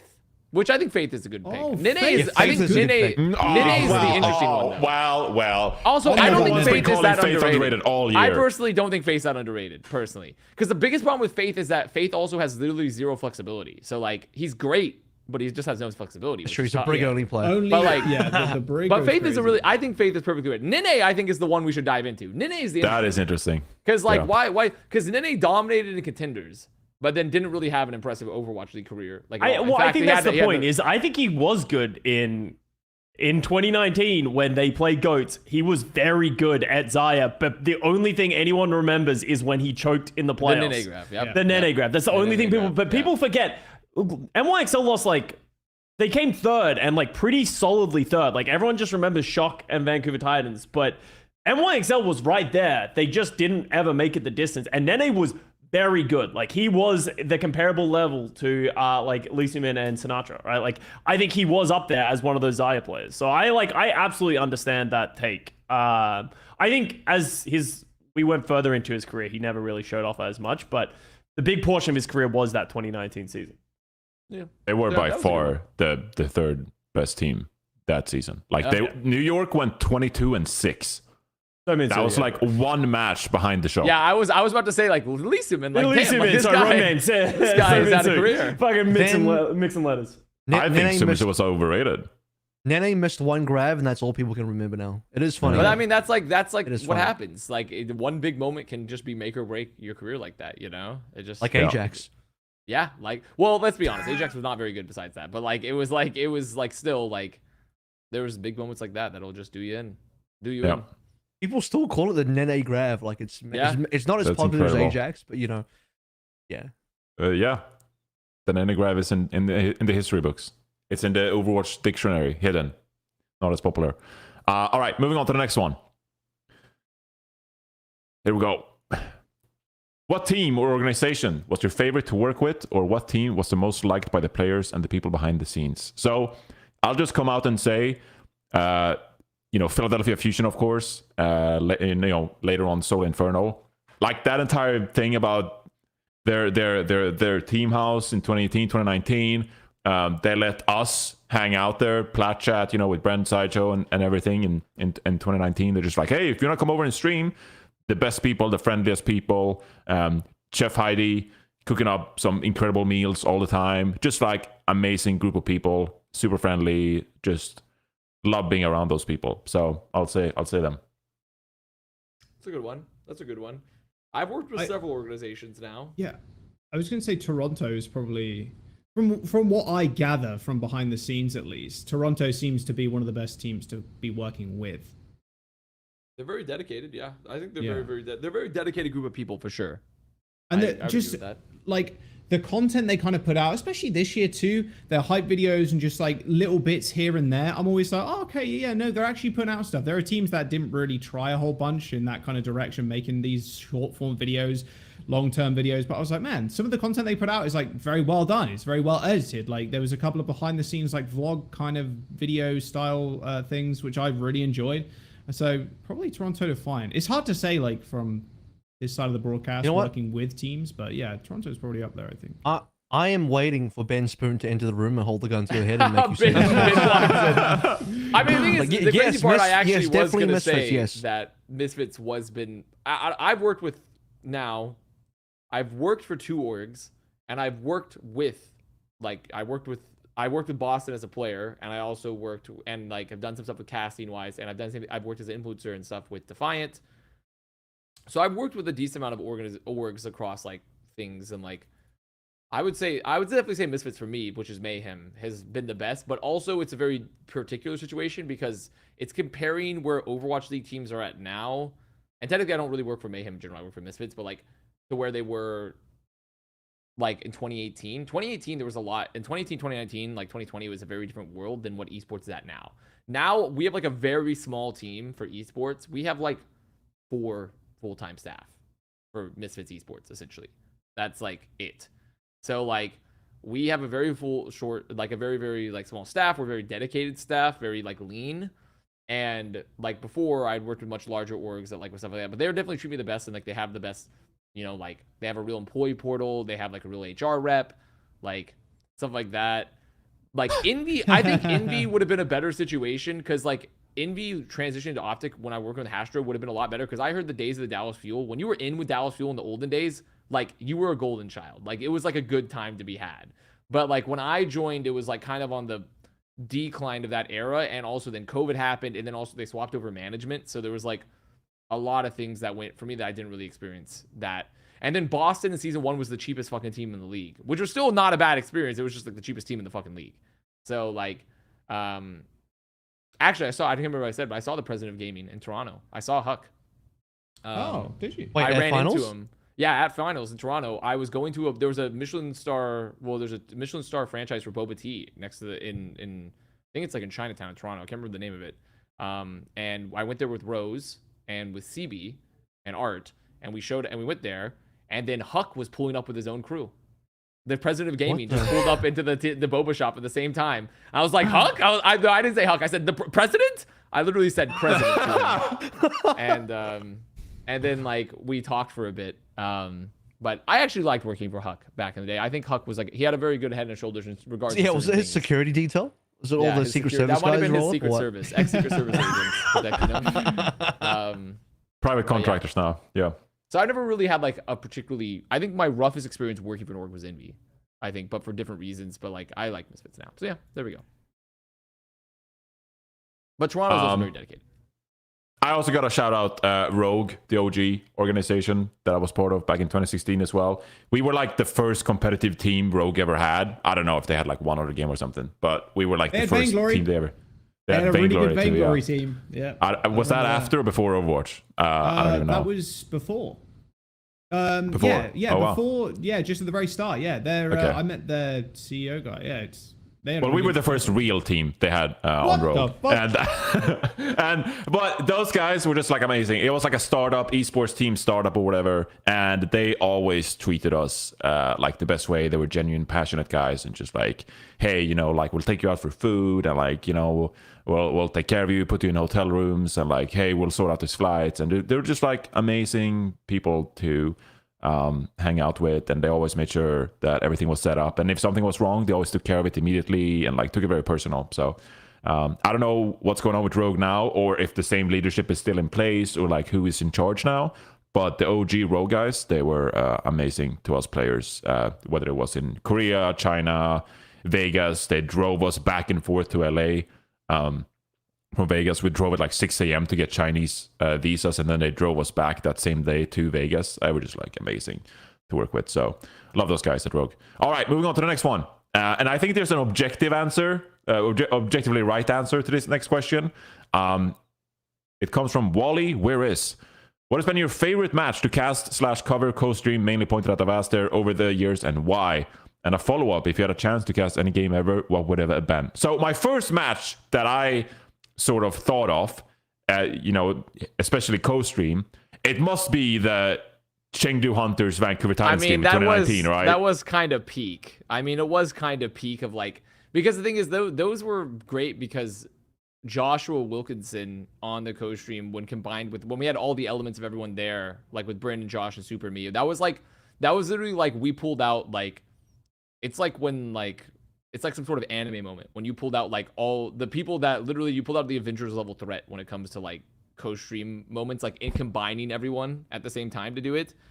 So yes, that's probably the best match that has ever been co-streamed in the Overwatch League. Probably because of the group of personalities plus the game that had happened. Yes. I would say my personal one that is minus like the group aspect of like not having like everyone there, like the goats of co-streaming essentially, would be the toilet bowl. The Houston-Boston toilet bowl was an unimaginably legendary event. That was a canon event in Overwatch 2. That one that one went fucking crazy. The original Toilet Bowl was one of the greatest matches in Overwatch history, and I will stand by that 100%. It's one of the greatest matches in Overwatch history. I think it's hard. I think it might be, in terms of pure entertainment value, like as the match itself, not the co-stream, the match itself might be the best match in Overwatch history. So I'm surprised you didn't say the Flame Rant one, because that shit no, was the Flame funny Rant, as I hell. would, the That- Flame Rant, I would dude. literally fell asleep as part of a, it was a gag, but It also was like, the I was gag. like, I'm literally fell asleep. So I was like, Everybody that's was like, fucking balling in that chat. It was so I was funny like, I as shit. couldn't, I like that one was good, but no. Yeah. I think those are the two best matches ever, but I think one of them was carried by the co-stream, while I think one of them was legitimately one of the best matches ever done in Overwatch, but not because it was a good match. It was just because it was so fucking fun. So The Breadsticks co-stream actually was good, where they finally got Breadsticks was fun, but I don't think it really, It still didn't reach quite, the same height, but that was didn't reach the definitely a same fun heights one. quite as The well. Yeah, bingo didn't was reach the same kind of heights.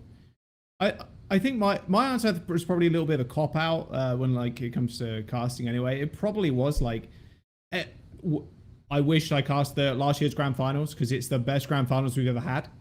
So probably that one if I had to cast any game. Yeah. Or I could say like one of the Apex finals. Like if I were to go back in time, if I could cast any game, probably one of the Apex finals as well. Apex finals, which would have been sick. This One guy of my loves favorite- Korea. This, well, yeah, you know, Apex was, yeah, man. If they had Apex season 4, dude, what could have been? What could have been? I still wish there was when I went to the OGN studio, there was a giant Apex sign. I was like, Seth, we gotta steal this sign. Like, we just have to steal it. Like, someone's gotta have this. It's gonna end up in landfill otherwise. But to like cast, I think probably Scott. Some of the games actually we did in Toronto were some of the best. You know, the first game that we did. Yeah. That was one of the better ones for myself, at least. And then I would say one of the finals we did, you know, me and you did in Arlington, but I was sick as fuck. I was gonna bring that up. I think you were Holy sick as fuck, but I think when we ended up, It was a good game, though. It was a Yeah, good like cast. that was one of the reasons that like I really wanted to get into casting, like getting that opportunity. Like those casts were really fun because Matt and Mitch got fucking COVID at the end, so we ended up having to cast like the last 3 games, I think, at that event or something like that. So it just felt like a marathon. It was just very rewarding to do, and some of those matches were great. So that's probably mine. Also, the Battle for LA when Valiant won this year, that was a really fun Oh one. yeah, that was a good one. Oh, that one- that when one's a White good ChiYo one. was born. Yeah. Yeah, exactly. White No, ChiYo. that was a really good one. Actually. That's a classic. Actually, when I casting too, I have my 2 favorite casting moments are the Ajax match, the match where the Ajax was born, and also I think 2019 World Cup, when I think I was so sick the last days, so it's hard to remember if those were. I can barely remember that because I was so fucking sick because Anaheim drained me of all my moisture like some sort of sand gin. But like I would say that like the Saudi Arabia match of World Cup 2019 when the fire alarm went off at the convention center, and we had to leave, and like the fire alarm's going off, and I'm like, woo, Saudi Arabia. I'm like screaming on the mic as we have to evacuate the room. Classic. My favorite game that I ever casted was the Mid-Season Madness Finals last year with the Helios. Yeah, it was just like that was like my first ever big final because we did some of the stage finals like domestically there, but for an international final that was just huge.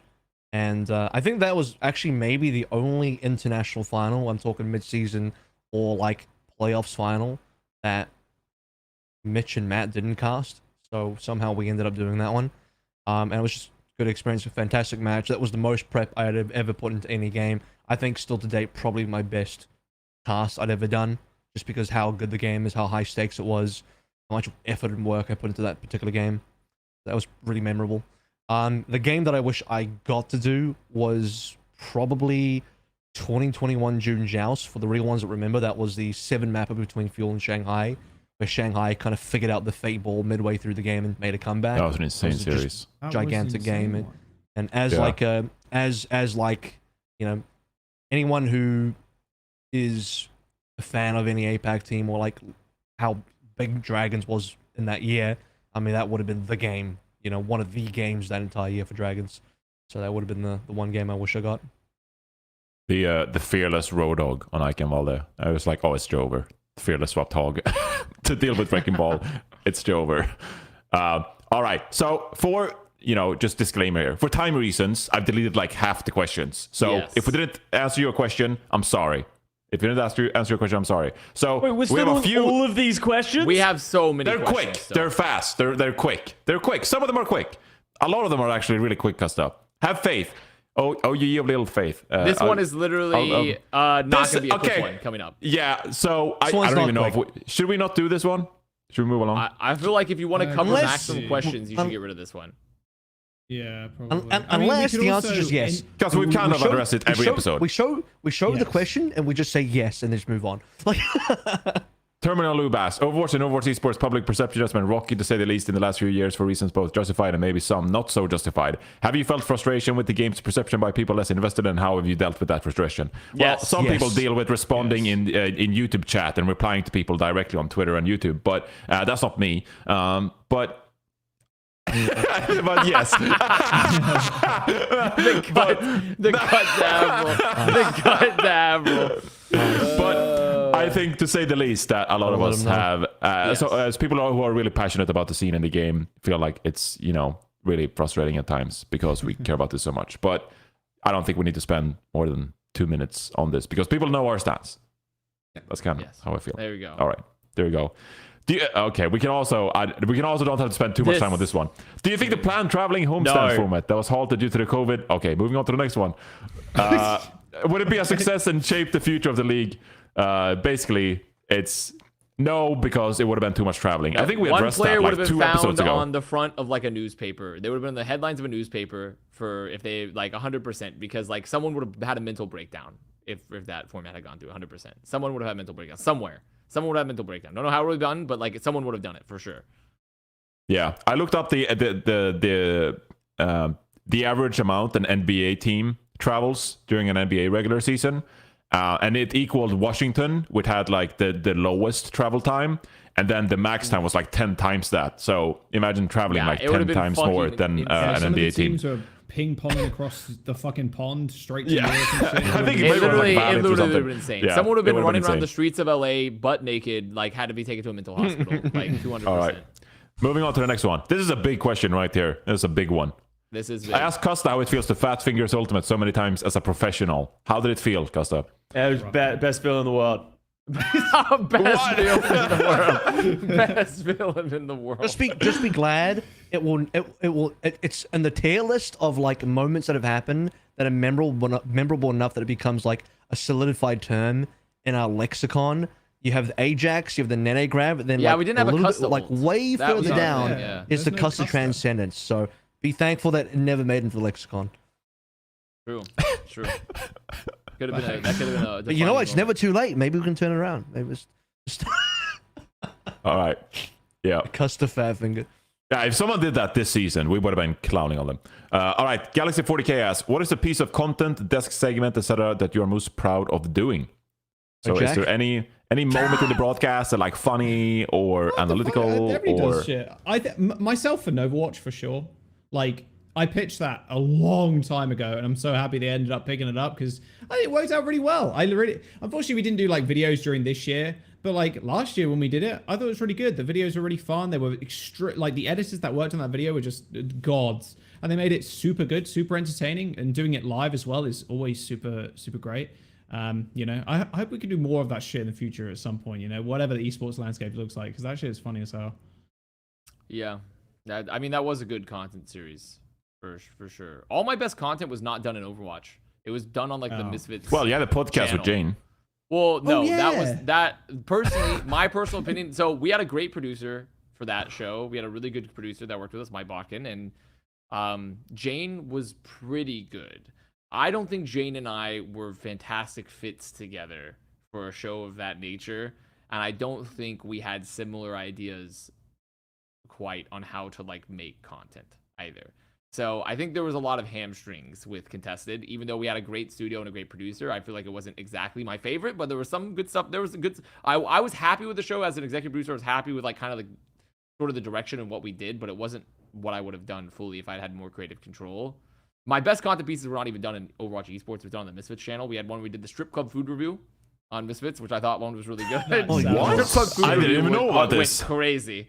Yeah, we had to do a strip club food review. And so we drove around all these strip clubs in a van, and we had the talent dress up in like these ridiculous outfits, and they had to like walk in, but they would never. But the problem is, none of the strip clubs would let us film inside. They would never let us. We tried to get it. They would. So we had to do it in the parking lot of the strip club every time. We'd go order the food and take it out.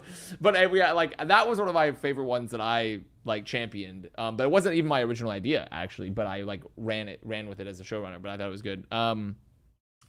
I also really liked all the Plat Chat. A lot of our Plat Chat co-streams that we did, like Valorant wise, were really good. But like realistically, Overwatch, I haven't been given like enough resources in my career and been the right moments to really like make a piece in Overwatch that I've been really, really proud of. I think some of the stuff on my own co-stream, yes, but like from like an official standpoint, no. I mean, Solomon's whole get up with exactly. I think Solomon, but that thing is a lot of that. Yes, is that inspired by my input and such? But like Solomon was the one that really is the tech wizard that built a lot of that, and like I had like input from segments and things like that. But like realistically, I was just kind of like, you ever seen like that one Looney Tunes guy where they had to make the noises like, and he's like pulling the whistles and he's like playing the piano at the same time? That's like kind of like me, but someone's already made the instrument and put me in front of it, and I'm just like, I'm just doing that shit. Like it's not even really me that's like made it per se. So yeah. All right, gonna speed things along here. I was gonna say Johnny the Wise. I don't know why, it was just so impromptu, but it ended up working great. That it made a meme for seasons to come. So mine is coming up to Jake and doing the Kanye Taylor Swift thing, which happened like that was pretty good. It was pretty good. Which happened spur of the moment. I don't do anything like content wise with Overwatch. Just I don't know, Apex weird. Like, there's nothing there. So I don't know. It was just a thing that I guess I pitched to producers like on the final map. I'm like, if Hangzhou win, can I do this? And they're like, yeah, do it. And I'm like, all right, cool. That was it. Execution was really good. Hangzhou Spark is one of the best Apex teams of all time. That was really good execution. True. Oh wait, I did Bricked Up. I think Bricked Up. I loved Bricked Up. Bricked Up was a good one. Yeah, Bricked Up was good. Oh my god, that was unbelievable. Bricked Up was good. That was a classic one. All right, next one. Let's go. just custom my old. Oh my god. Behind the scenes personalities are always so interesting to me. Are there any personalities that really shine among players, coaches, staff, production that were really missed on as the fans from poor publicity or shyness? For Spice, any personalities they were particularly liked but you disliked? Not doing the Spice one. The only person that came to mind, and we actually spoke about this a couple days ago as well, or a couple episodes ago, Baby Bay is the most amazing person ever and just a joy to be around at all times. So yeah, Baby Bay's personality just makes you feel.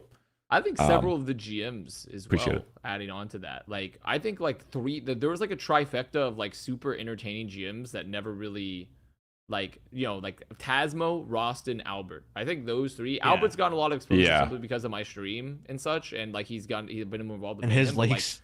But I think they're all great guys. And his league. But like I think those three GMs were like kind of a trifecta of like really entertaining like GMs that we didn't really ever. And DPay got his time in the sun a bit, to be fair, and he technically was a GM at one point. So. Roston's actually a very good shout. That guy is funny as hell. Like, he is a funny motherfucker. I wish super great, he was on super camera great GM, or something a little bit more. To the team. Yeah, I think he's really funny. I think Swing Chip's really funny, but you don't see her in anything really. She's always behind the scenes. I mean, she had her bits of mayhem pieces where she built her own little social following, you know. But yeah, Swing Chip. I mean, we've tried to do some bits of content, but like she's always like, you know, there's always like, well, what are you willing to not willing to do type of thing, obviously. Yeah. So yeah, that's a good one. Other players, let's see, There are definitely, I feel like there's a lot of really good Korean players that didn't, like, players that have great personalities that unfortunately we just didn't have the resources. Sparkle is one of them. To highlight.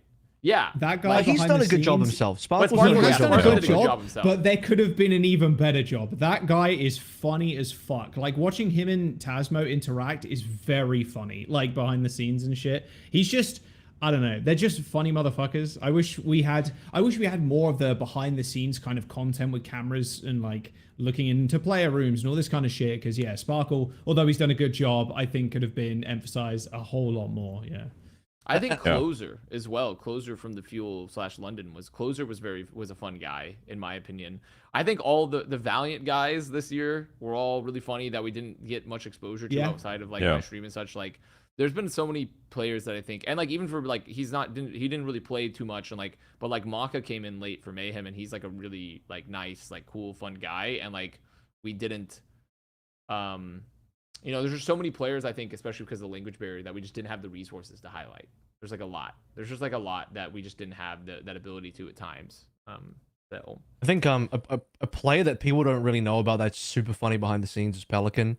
Like he's very cheerful and joyful on the camera, but like I don't think he doesn't really do content. He doesn't do interviews. But when you see him behind the scenes, he's like a really good vibe.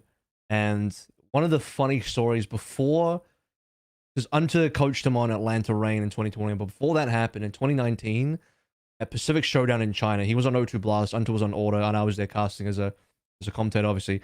And the story in that year and that event was, I don't know how it happened, but Pelican ended up giving Unter a half-eaten cheeseburger, and that was the first time they met. So yeah. We're talking about someone that Pelican's we hilarious. didn't farm enough for content either. Unter. We needed to farm Unter Yeah, for we content need to farm more. more. Did not farm Unter enough for content at That is all. very Like that funny. guy needed to be like forefront and center. But the problem is he always hates getting farmed for content at the same time. But the problem is he's so good at it. He's so good at the content that he has to be farmed. We had this like podcasting we did last grand finals that were stuck in the vault forever that I Albert remember and I that. did with him. And like it was like supposed to be like a series, but then like a kind of thing happened, and then we finally released it months later because I was like got promoted and I was able to just like I was like fuck it, put out the undercut, like put it out, like release the undercut. And like then Unter messaged me, he's like, why did you do this? It was like 8 months like after we had filled it, but it just had to happen. It just There it is. Unbelievable. The beers are out. This guy. Oh. Yeah, it was like such a rough thing too, because it was like our first like thing ever doing it. It would have been really funny if we had done more of these, but it just wasn't possible. So Oh, what are you doing with your hands? Like everyone's just sitting with their hands. Like well, I told them we wanted to like look like there. Okay, there we go. and, like yeah, and then we got into it. You know, You guys look like those like the meme of the three kids the on three the kids couch. discussing. Yeah. Yeah. Is Fortnite Fortnite overrated? good? Is Fortnite good? Yeah, I don't know. That's a good one. all grown up, having beers on the couch. Yep. There you go. All right, moving on. Moving on to the next one. Perfectly fine with one word answers here. You guys have lived in the US full time for a while now. What is not something me. you miss about your home country? Stuff like seasons, family, follow carb, etc. Costa, one thing you miss about Australia. Australian bakeries. Ooh. There you go. Ooh. Do they call them Yeah, I go. bakies? They call them what? Do they call them bakies?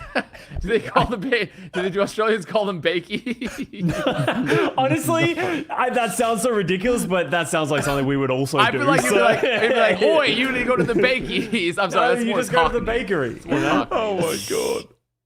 The bake. No. The answer's no. Jaws? Having to pay for fucking visas and having that looming over my head every time. Okay, well that's I mean that's Don't not miss that shit. That's Don't miss like- that shit, bro. that's not even like a thing I to guess miss. I guess how walkable the goddamn UK is, bro. Like Jesus Christ. Yeah, I haven't there got my you go. license That's a good right answer. now because the DMV needs to get on that shit. But like, yeah, me not having to fucking get in a car every time I go somewhere. Yeah. Probably that. I seriously think if I didn't move to the United States, I don't think I'd have a driver's license yet. I think I just live on Yeah. buses and trains and stuff I in got Sweden, my because driver's that shit is license God tier. in the US. So did you, right, Johnny? You got your Yeah, first yeah, driver's I license never in the had US? one in Yeah, Sweden, we yeah. both did because I didn't need one because I was fucking on the train all the time. Yeah. All right, moving on to the next one. For Avast. Oh, Oh boy. what is it? If you got deported from the USA tomorrow due to several crimes against humanity and you could settle in any country you'd like, where would you go and why? I would go to. Well, see, because part of this is like going to any country doesn't mean I can live there because I don't speak the language. So I'm restricted because I don't want to necessarily put in the. You work could to settle learn in the any language. country you'd like. But does that include you I go? could automatically know the language or no? In this Probably case? not. No. No. Okay, if You I did, settle- if I you teleport was- there if I today, was- now. If I was stuck with my current linguistic skills, I would probably just go to Canada. More than likely, I would live in Toronto. I would probably live in Toronto. I really like Toronto, actually. I think Toronto fucking rules. Yeah, but but I mean, your Sounds acts pretty would cool, not yeah. be legal there either. You have to consider that. Their laws. Yeah, I mean, well, I don't. I mean, not support your acts. either way, like extradition treaty or not. I think secondly, I would rank them. I personally would go Canada, Australia, New Zealand, UK. Have you been to those last three countries? Really? No, The they're on UK, the you list. smack talk that shit all the time. What the fuck? Have you been No, to I New mean, I live Zealand? in You hate the New UK. Zealand's I would- nice, but there's No, that's the thing. That's why I would pick Australia, because Australia is like It's bigger what? than New It's Zealand. what? It's It's what? what- Scott? Well, there's not a lot in New Zealand. Like it's a Exactly. great place But to like But live that's and a feature, retire. not a bug. That's a feature, not a bug. Yeah, but that's No, but exactly. I'm just wondering, is that what you want of us? You know, That's you're going into why I wilderness. say, that's why I'm ranking it. Like if I'm like Australia, there'd be more to do. It's big New Zealand, you know. It's New Zealand, but big bigger. New Zealand. And so like It's deadly like, New that's- Zealand. So that's why I would pick Australia first, because there's more to do per se. Have you been to But, Australia? Like, no, It's a that's why I want pretty to based go. pick, I want to actually. go. But I'm Yeah. just based off I'm just basing off of like what I've read. I'm an educated man. I read books. And so like I'm just basing off of that. So like Australia's not my place to visit. I mean, Ogre 2, our COD GM, he wants to move to Australia, and his brother Ogre 1 lives in Australia. So it's like I'm definitely gonna go there at some point, but like it just hasn't been an opportunity hasn't presented itself. But like that would be my list probably. Canada is just simply the most convenient, and I also really like Canada because it's extremely like the cities are very very it's very easy to get around, and it's extremely multicultural. So like there's so many types of communities, different types of community, and like food communities and such that exist in Canadian cities comparatively, because they don't have like a melting pot theory of citizenship like America does, where it's like you become American. It's more so like you show up, you are still your culture, but also you're getting a Canadian passport. Here you go. So, which I kinda like. You would have also committed several crimes against humanity, so maybe not as popular. That's fine. when you go out Canadian. clubbing. Well, no, actually, I'm not gonna do it. Never mind. All right. Next one. I have no idea what this is. Where would you place yourselves on the Twink-Bear axis? Okay, And this your is easy. co-host. Get Jack out of the way early. This is Yeah. really easy. Jack the fuck? is the most Twinkie. Jack is the most Twinkie, 100%. Jack goes like Yeah, firmly in the fine. Twink axis. He's closer to the Twink, 100%. I think there, when we hit middle ground, I think personally Scott and myself are kind of like around the middle axis of like we're like a Mid-Twink, good yeah. middle ground. Yeah, we're like kind of a mid-Twink bear. We're a bear Twink, kind of like in that area. Johnny leans heavier onto Twink axis, but he goes up because of the height. So like you're going a little bit further up right. there because of height, but like you're more of a string bean Twink, you know, like you got some, you're like an NBA Twink. And then we have like AVRL, who I think is more on the bear. You're going a little bit more on the bear side. What's your But, justification for all this? It's mostly based around the size of your body, typically. I noticed it was a trend. That's typically how it works. So there it goes. Plus Jaws is like, everyone here is like clean shaven as well. So we all have Twinkie aspects as well comparatively. Yeah, that is true. No So- facial hair in sight. Would you say Matt is a twink or a bear? Matt is 'Cause he has a leans- beard. He leans bear, but I would say he's minor classed into twink for sure. But I think he leans bear. Got it. That guy's dual Alright. classing. You Sense. know, he's Yeah. Yeah. Sure. Back to Overwatch for a quick Overwatch question. We're kind of wrapping up here. What was your favorite meta, and how about the least favorite? Okay, Goats was good for a minute, but fuck Goats. That's all I'll say. Yeah, I think Goats is not my favorite meta at this point. No. Least favorite in Overwatch 2 has to be the fucking Queen meta. Fuck. Oh, that was I agree. jokes. Yeah, Oh, the wow. jokes, And we yeah. knew it was trouble. Like we've been there We before. did. Like we knew Everybody it was was like, trouble. wait, Shout might be OP. Oh, well, it Yeah. is. Yeah. We God, literally went to so developers. She's like, boring. developers, please, patch Yeah, this, please. It's so bad, please, don't please. Put Shout in the, or like, yeah, change it. Yeah, Shout, like that Shout meta was just, oh my God, so boring. Because nothing fucking died. Yeah. Yeah, probably well, that. there's a worse meta than that when nothing died. It was zombie. Ghost meta. Lucio zombie Moira. comp. Yeah. Lucio Moira Winston was was That worse. one was Yeah, pretty that's- rough. I think that was Yeah. That way was worse. the time I stopped playing fucking Overwatch because I'm not playing Lucio or Moira. Fuck that. Literally, that I think was the worst meta ever. And I think the best meta was mid-season last year, beta Yeah. 1. You don't Yeah. want to know why? It's because that was the one time the pros actually balanced the game. That's my take. I still think Ana Zin 2017 was one of the best metas that the game ever had, because it really encapsulated Overwatch to me of like, it was, the problem about Overwatch is that essentially it's always been, there's only two which ways, Western man, dive or fucking rush. And that's essentially what it always, that's how Overwatch has been broken down to at its core. Always Like has for been. its whole lifespan. Yeah, that's literally, yeah, it always has been. It's one of the two. There's only two options essentially. Because even this meta, which I think this meta for the last grand finals to playoffs was, I think it was a pretty good meta. It was open, we had options, but at the end of the day, holistically, it was like 75% rush. With like some sprinkling of dive put in, mostly because Boston played it, and then also because Spark only played it, and then for some reason Spark then mind controlled the other people like the fucking squid monsters from Baldur's Gate to play dive into them. So like that, like, so I personally think that like the 2017 Ana Zin meta, or Lucio Zin meta with dive, was really fun because it was like really high emphasis on like peeling for your backline, because your Lucio and Zin had to have extremely aware positioning and good peel. You had very limited healing, so there wasn't a lot of sustain because it was just a Zin and a Lucio. And then very big focus on like very synchronized dives, but also like prioritizing your health pool like very heavily, and like not overcommitting, just like committing to like these really like aggressive like rush fights. So I really like that. I personally like this grand finals meta that we just finished too, because it was pretty open, but like very open with like tank picks and such.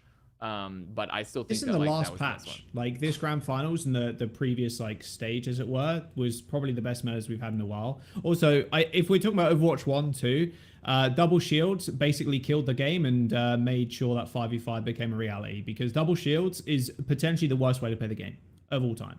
At least in fucking zombie, you're shooting at each other and running at each other. Double shield, you are sat there, the fucking shock screenshot of them all on top of the spaceship in Gibraltar with 2 shields, a fucking window, and they are just shooting through it. Okay, like, but to be fair, that So was, bad. I think that screenshot is disingenuous, because like that's just also Gibraltar's Yes. second is one of the worst points of any map. Well, it's ever. not as bad anymore, to be fair, with the update. But yeah, No, I it's not agree. as bad anymore. But yes. my god, double shield basically just killed the game.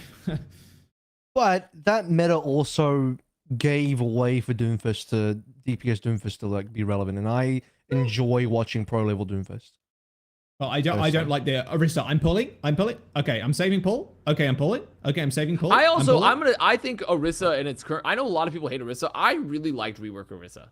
I know people hate reworked Orisa. I liked reworked Orisa. I really do. I like how she plays. I enjoy how she plays. It's a more interesting, it's like a second Reinhardt almost, but like it's like different mechanics to the Ryan. Like I like reworked Orisa personally. I know people hate her, but it's because it's impossible to kill her in ranked and people can't focus her. So everyone's like, she's so fucking strong, and she's still really strong in pro level. But like, I think like if you just tone down her survivability a bit, like I think that hero is really cool. Yeah, if you turn down Fortify, it would probably be a little bit better. Agreed. Yeah, I'm not gonna lie. Orisa is kind of fun sometimes. I just hate Bastion. I've just lost control. I've lost control of my senses. Every time someone plays Bastion against me, I mauled like never before. Okay, let's skip this question, Solomon, because honestly, it's just too big. I don't think we have time for this. Do you want to skip sorry about both that. of them? Oh, you want to skip the No. Minecraft one, or- I wrote one, right. but here we go. Tartar asked, what side will you take in the inevitable Sideshow versus Bren Minecraft war? I think that's misunderstanding the historical context of the Minecraft server. So you have to understand that actually the true greater threat is Smex. Yeah, Smex is Smex the is greater the threat. main issue on the server right now. Yeah, Smex is He is building a doomsday creating a device weapon that of we mass will have to destruction unite in again. disguise. Yeah, Yeah, it'll be like Avengers. It'll be like Infinity War.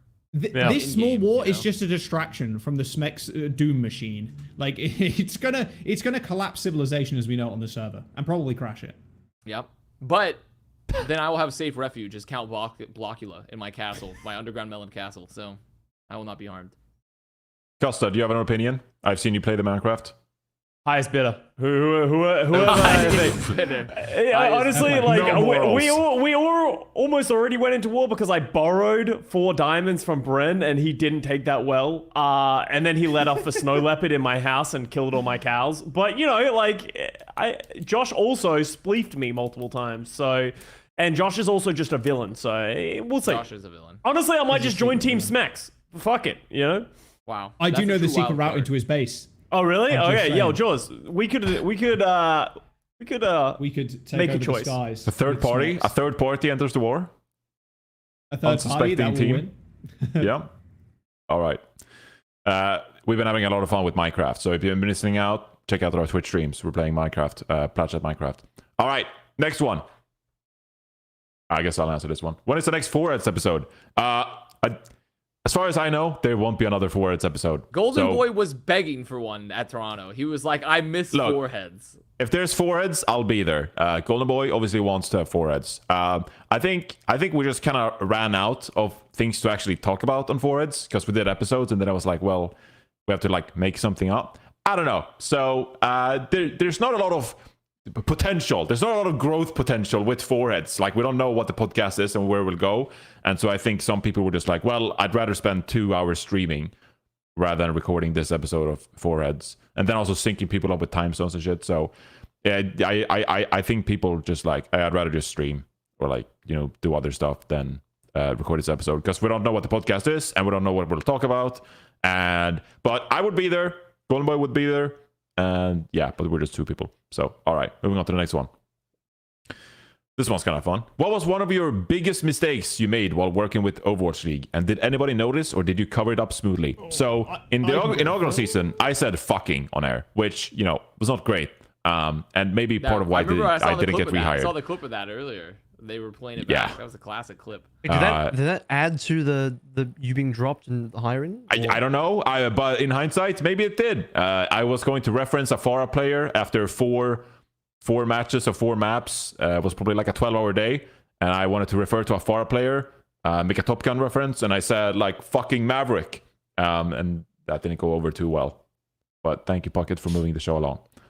I also dropped the fucking. I did a little fucking on That was broadcast. pretty egregious, though, yours. Yours was... Mine was pretty... Look, I blame Josh Sideshow Wilkinson. It was our first cast together in Overwatch League because I had to fill in for Bren for whatever reason. Can't remember why. And he made me too relaxed as a fellow British man. So I dropped that was a sick fucking angle. By the way, I was talking about that at some point, and someone linked the exact fucking timestamp in the video. I'm like, how the fuck did you find that? Like, I have the timestamp saved now. I was going to maybe clip it and turn it into like a sub alert or something on my stream. But yeah, I dropped that. That's a sick fucking angle. Widow on Havana is, and there was a tiny little like, little gap like that. And it was a sick fucking angle. Did it get covered up? Fuck no. Josh just left me hanging like a prick. But it was kind of fun. In hindsight, obviously, I'd have done the same thing to him. So yeah, it was pretty funny. How does Joel stop himself from swearing so much while casting? It is a miracle. Well, he does. I just have a switch in my brain. Seriously, it's just like it flips on. Just went off that day when Josh. Yeah, I mean, it was like I said, I was too relaxed. I was with Josh. I have a good one recently for the Overwatch League, but it's not from the casting side. Well, I have 2. Well, first of all, this is before I did Overwatch League. It was like when I first started casting in 2019, when we still had dedicated contenders people. I dropped a Fortnite's V-Bucks reference in one of my first casts. And the producers got really mad at me for referencing Fortnite in like the first cast, one of the first like 5 casts I did in contenders. But then most recently, I did a tweet where I put checkmate in front of a green screen, and we put on Mickey Mouse shirt, and then we put the APAC standings going into grand finals, and we photoshopped the meme, and then we then I couldn't stop. I should have stopped myself, but essentially like. We were making fun of like Mickey Mouse, like we were like, can't wait to see the Mickey Mouse region in like Toronto or something, and we tweeted, and then we tagged Sean Miller in the tweet. God. And then, but then because we have the check mark, I deleted the tag because like, no, that's not a good idea. That's too targeted. That's too targeted. I like Sean.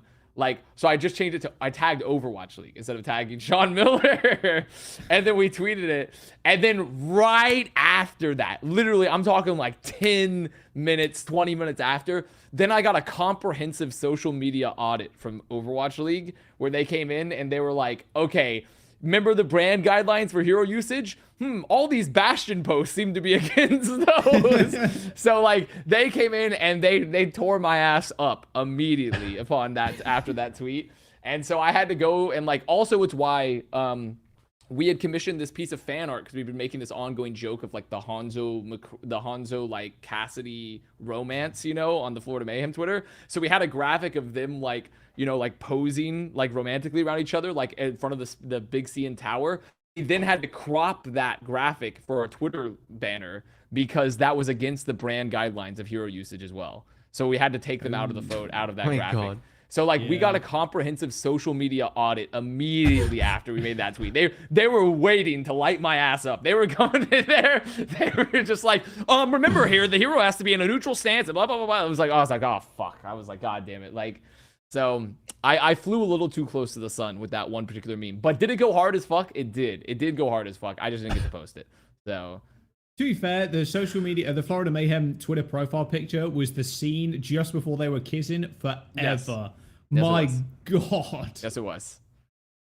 It was funny. It was One of the really funny. honestly one of the best year- social media accounts this year, or maybe very, we very ever fun. had. Like it's been a good time for social media. I got Yazan to block us and unblock us just so we could get untagged from a photo.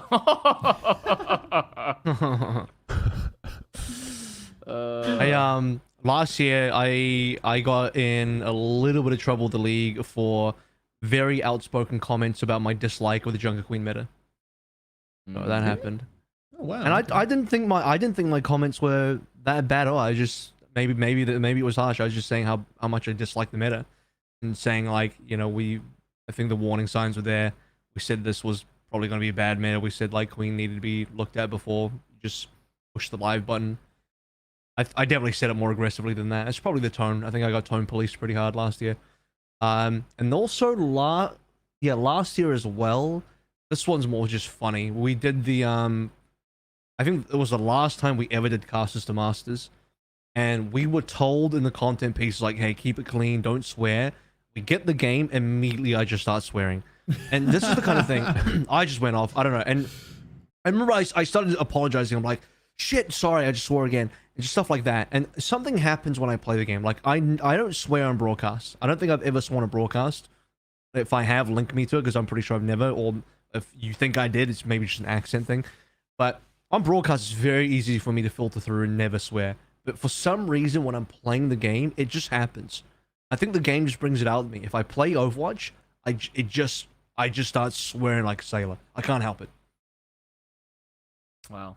It's just like how you only smoke when you drink, huh? Like you just can't help yourself. It's all Someone's saying together. Someone's saying I did swear on broadcast. I don't know. I don't remember that at all. So someone needs to tell me when that happened. The lore masters. Find it. Custa, I need an answer from you. Here, did you ever fuck up? What was your biggest mistake? We've What are you already working talked out? about my biggest fuck up. Wait, I mean, we absolutely had this conversation. We've had this conversation, but Yes, we have. I actually don't think I've had anything like bad on broadcast. I definitely caught myself from swearing. I think the worst, this actually happened recently, which is kind of funny with the Sean Miller thing, but I was streaming and I was playing Overwatch in the Overwatch 2 category. Oh, I know. But then I played like only up for like 5 hours straight while in the Overwatch 2 category, and Sean Miller DM'd me and said, you need to be streaming Overwatch or playing Overwatch primarily if you're going to be in the Overwatch category. I was like, okay, whatever. It didn't matter to me. But that's like the only time I've really gotten a message. I guess the other one was when we tweeted out about the mid-season madness last year with the desk setups. You know, I think a bunch of us came out and tweeted, and they ended up getting upset at us about that as well. But yeah, they ended up changing it. So, Wait, what? Changing what?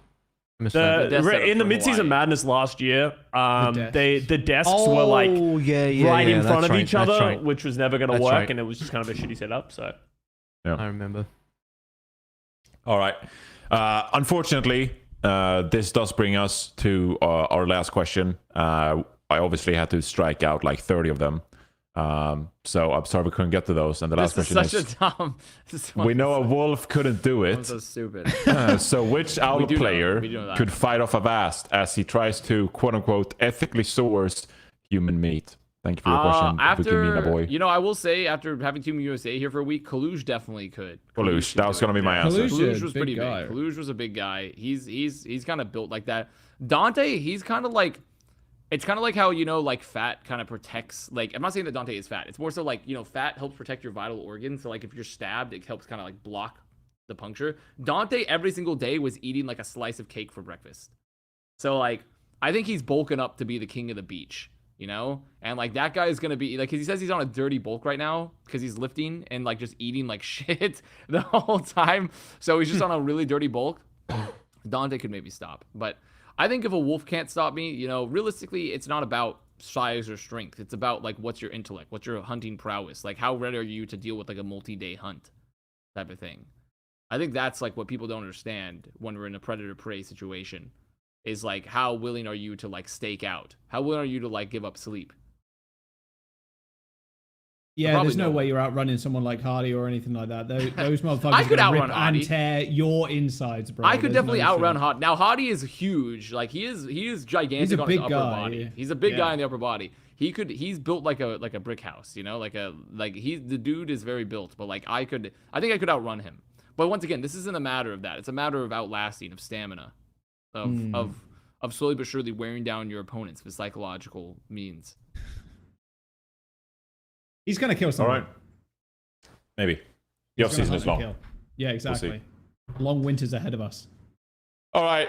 That does it for the great Plat Chat Q&A. Where of we cut 2023. 75% of the question. Maybe.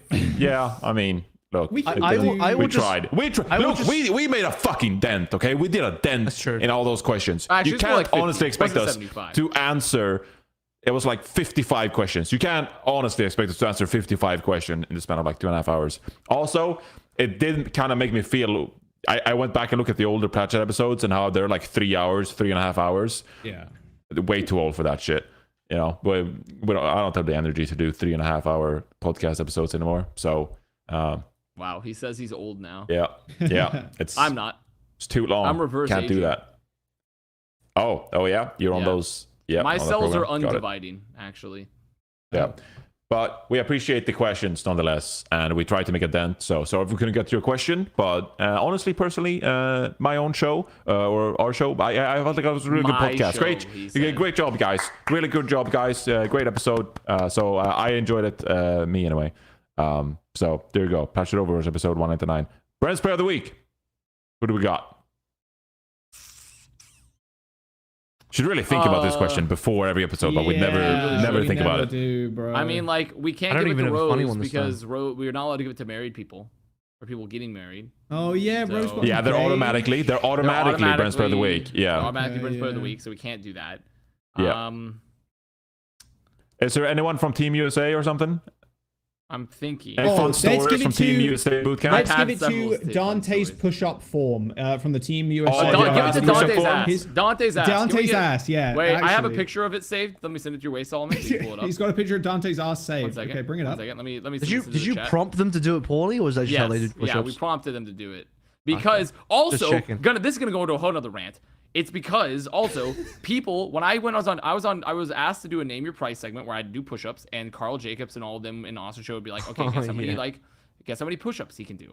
And everyone was criticizing my push-up form. But the thing they don't pretty bad. understand is that people I went back and found the VOD just so I could see the criticisms. People were like, why What aren't the his elbows fuck? why aren't his elbows at 90 degrees?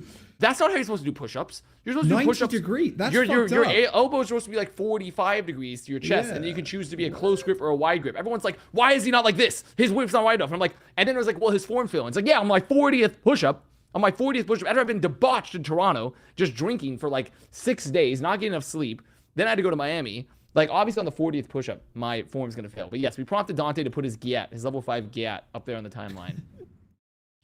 So he can be the Bren player of the week. There you go, Dantelius. He's also he's a scholar now. Do you know that? He says that he's enjoying school. He's enjoying learning. He says that he's excited to read more books, and it's hard to believe that sometimes, but he is. He's very excited about learning. Great. Yeah. Great for Dante. So we're giving Brent's Give player it of the to week to Dante. Give it Dante's push-up form. ass. Give it to Dante's ass. Dante's ass. Yeah. Oh, I think his ass and his That's balls- good push-up. That is perfectly fine push-up form. There's nothing wrong with that. Why are you looking up so much? You're supposed to look straight forward when you do No, push-ups. what? Wait, what? Really? no. I thought you were supposed to No. nose Yeah. to the ground. That's to why the you're ground. like nose to the bending nose your to back. the nose to Yeah, the because your ground. You back don't is have- going in because you're looking up, right? Well, no, because I'm pretty sure. Wait, are you supposed to look forward? Your hips are a bit low. You're not I'll say supposed to that look much. forward, bro. I'm Oh, pretty look sure at your that lower nose. back sinking, I've always done bro. nose to the ground. you use know your what I mean? core. Use your core. Well, because You're I'm on just my letting that shit 40th. I'm on hang. my 40th push-up, and also, by the way, that form is still fine. I'm holding it. I'm holding the form. It's fine. This is peak human evolution. Oh god. I mean, the curve there is Oh, great. wow. Your head. Oh wait, no. I literally just googled it. Your head should be looking slightly ahead of you, not straight down. If you're doing them right, your chin should be the first part of your head. But to touch the floor, you're not your looking nose. forward. You're like, look, That's you're, how I you're have like a big chasing fucking something, head. bro. Like, No, what's up? I just have a big fucking head. My chin would be the first thing. I mean, like, listen, you guys are. I eke out one more here too. Look at that, or maybe two more. Oh, that was. Oh, Oh, that my one. Don't know about God. that one. Don't know about that one. That's still fine. Look, that's still fine. That's still fine. I challenge everyone on this podcast to put out 45 push-ups now. There's Dante's ass. And I want you to do it not just 45 push-ups. I want you to do it in my conditions. I want you to have like less sleep than you normally On a get. stage, 6 days of in drinking. front of an audience. On a stage. Like, I need to see the Oh, exact fuck. conditions replicated in the lab. CU 45. This is the most And see sane uniform. player of the week Plat Chat has ever had. We've had Oh worse. my fucking god, crazy. No, All right, one of the best. holy Minecraft. You guys going to play some Minecraft now after the episode? No, I'm 'cause going at on a work. date actually with Danny. Oh, Oh, That's nice. wow. Yeah, That's, nice. we're gonna Danny get some date. ramen. Here's Mimi's train. That's really. I haven't ridden that Man, yet. yeah. Mimi Wait, is it called the ethical dilemma? Is that the name of it? It's called now controlling ethical dilemma. It's the trolley problem. fucking Oh my sick. god, God, that is crazy. Mimi has unreal IQ. Wait until she gets to the final train stop and you see the fucking industrial revolution that she has built in our town. It's true. And- She has built some insane shit on the server. I've only been there once. And there's and the she- there's Death Texas, Sphere. yeah, the There's Death Star at the Sphere. top of the Oh sky. my god, sky, that shit yeah. is gonna kill everybody. Wow, that's real nice. Holy. Wait for it. Yeah. Look, pan right. Ah, nice water. Wait, Mimi pan. Whoa! Oh god. Woo! Look at that. Oh Industrial my. Mimi has been revolution. building. Let's go. Mimi has been So- absolutely He's been building. cooking. One night, I was building my house. I made a farm, and people were like, "Oh, we need food. We need food, otherwise we'll starve." And I made like 50 crops of like tomatoes and peas and stuff. And I was like, "Hey guys, I've set up peas. I've set up food. We got food." And then the next day, Mimi's like, "Oh, I got a bread factory. We got unlimited bread." And I was like, "Oh my god, the big bread corporations are taking over the humble farmers like me." And Big Bread is running you out of business. It's Johnny. true. I'm Yeah, only big eating bread. gluten now. Yeah, bread machines. There you go. All right. PLATCHAT Overwatch episode 199. Thank you for your questions. Hope you enjoyed this episode. We'll be back next week with a World Cup episode talking about the World Cup. There's Albert. Oh. That's the same Oh, form. He's looking Albert's ahead. It's form the is same crazy form. good. End it. Yes, End the it's episode. insane. Close it up. That is an End the insane stream. push-up form. The End the form is stream. the That is exact sick. same. It's Look, and look. over. Do you notice how End he's the looking stream. ahead? No, Do you notice that how he's looking form ahead? is It's because so you don't do. You're looking It's up. because you don't work You're out. looking up into the It's fucking the distance, same bro. thing. Like, It's yeah, literally he's the just same looking thing. slightly up. tilt, It's slight literally the tilt, same not thing. looking completely And up. then You're not like the a same plank. thing. You're like a It's the same fucking thing. worm, bro. Straight same up, thing. not good. No, This is good that, form. okay. I want to see. I want Good you. Okay, form. we're gonna come together, Jack. Both of us. We're gonna do 40 push-ups. Okay, Let's see we it. will actually. We We'll will. do 40 okay, push-ups. you know Let's what? see. Fuck it. I'm gonna beat these twink. I'm not gonna beat the twink allegations, but you know what? That's fine. I got insane push-up form. Don't worry. He's gone. He's gone. All right, End the let's end. episode. Can we end the End the episode? episode. Turn it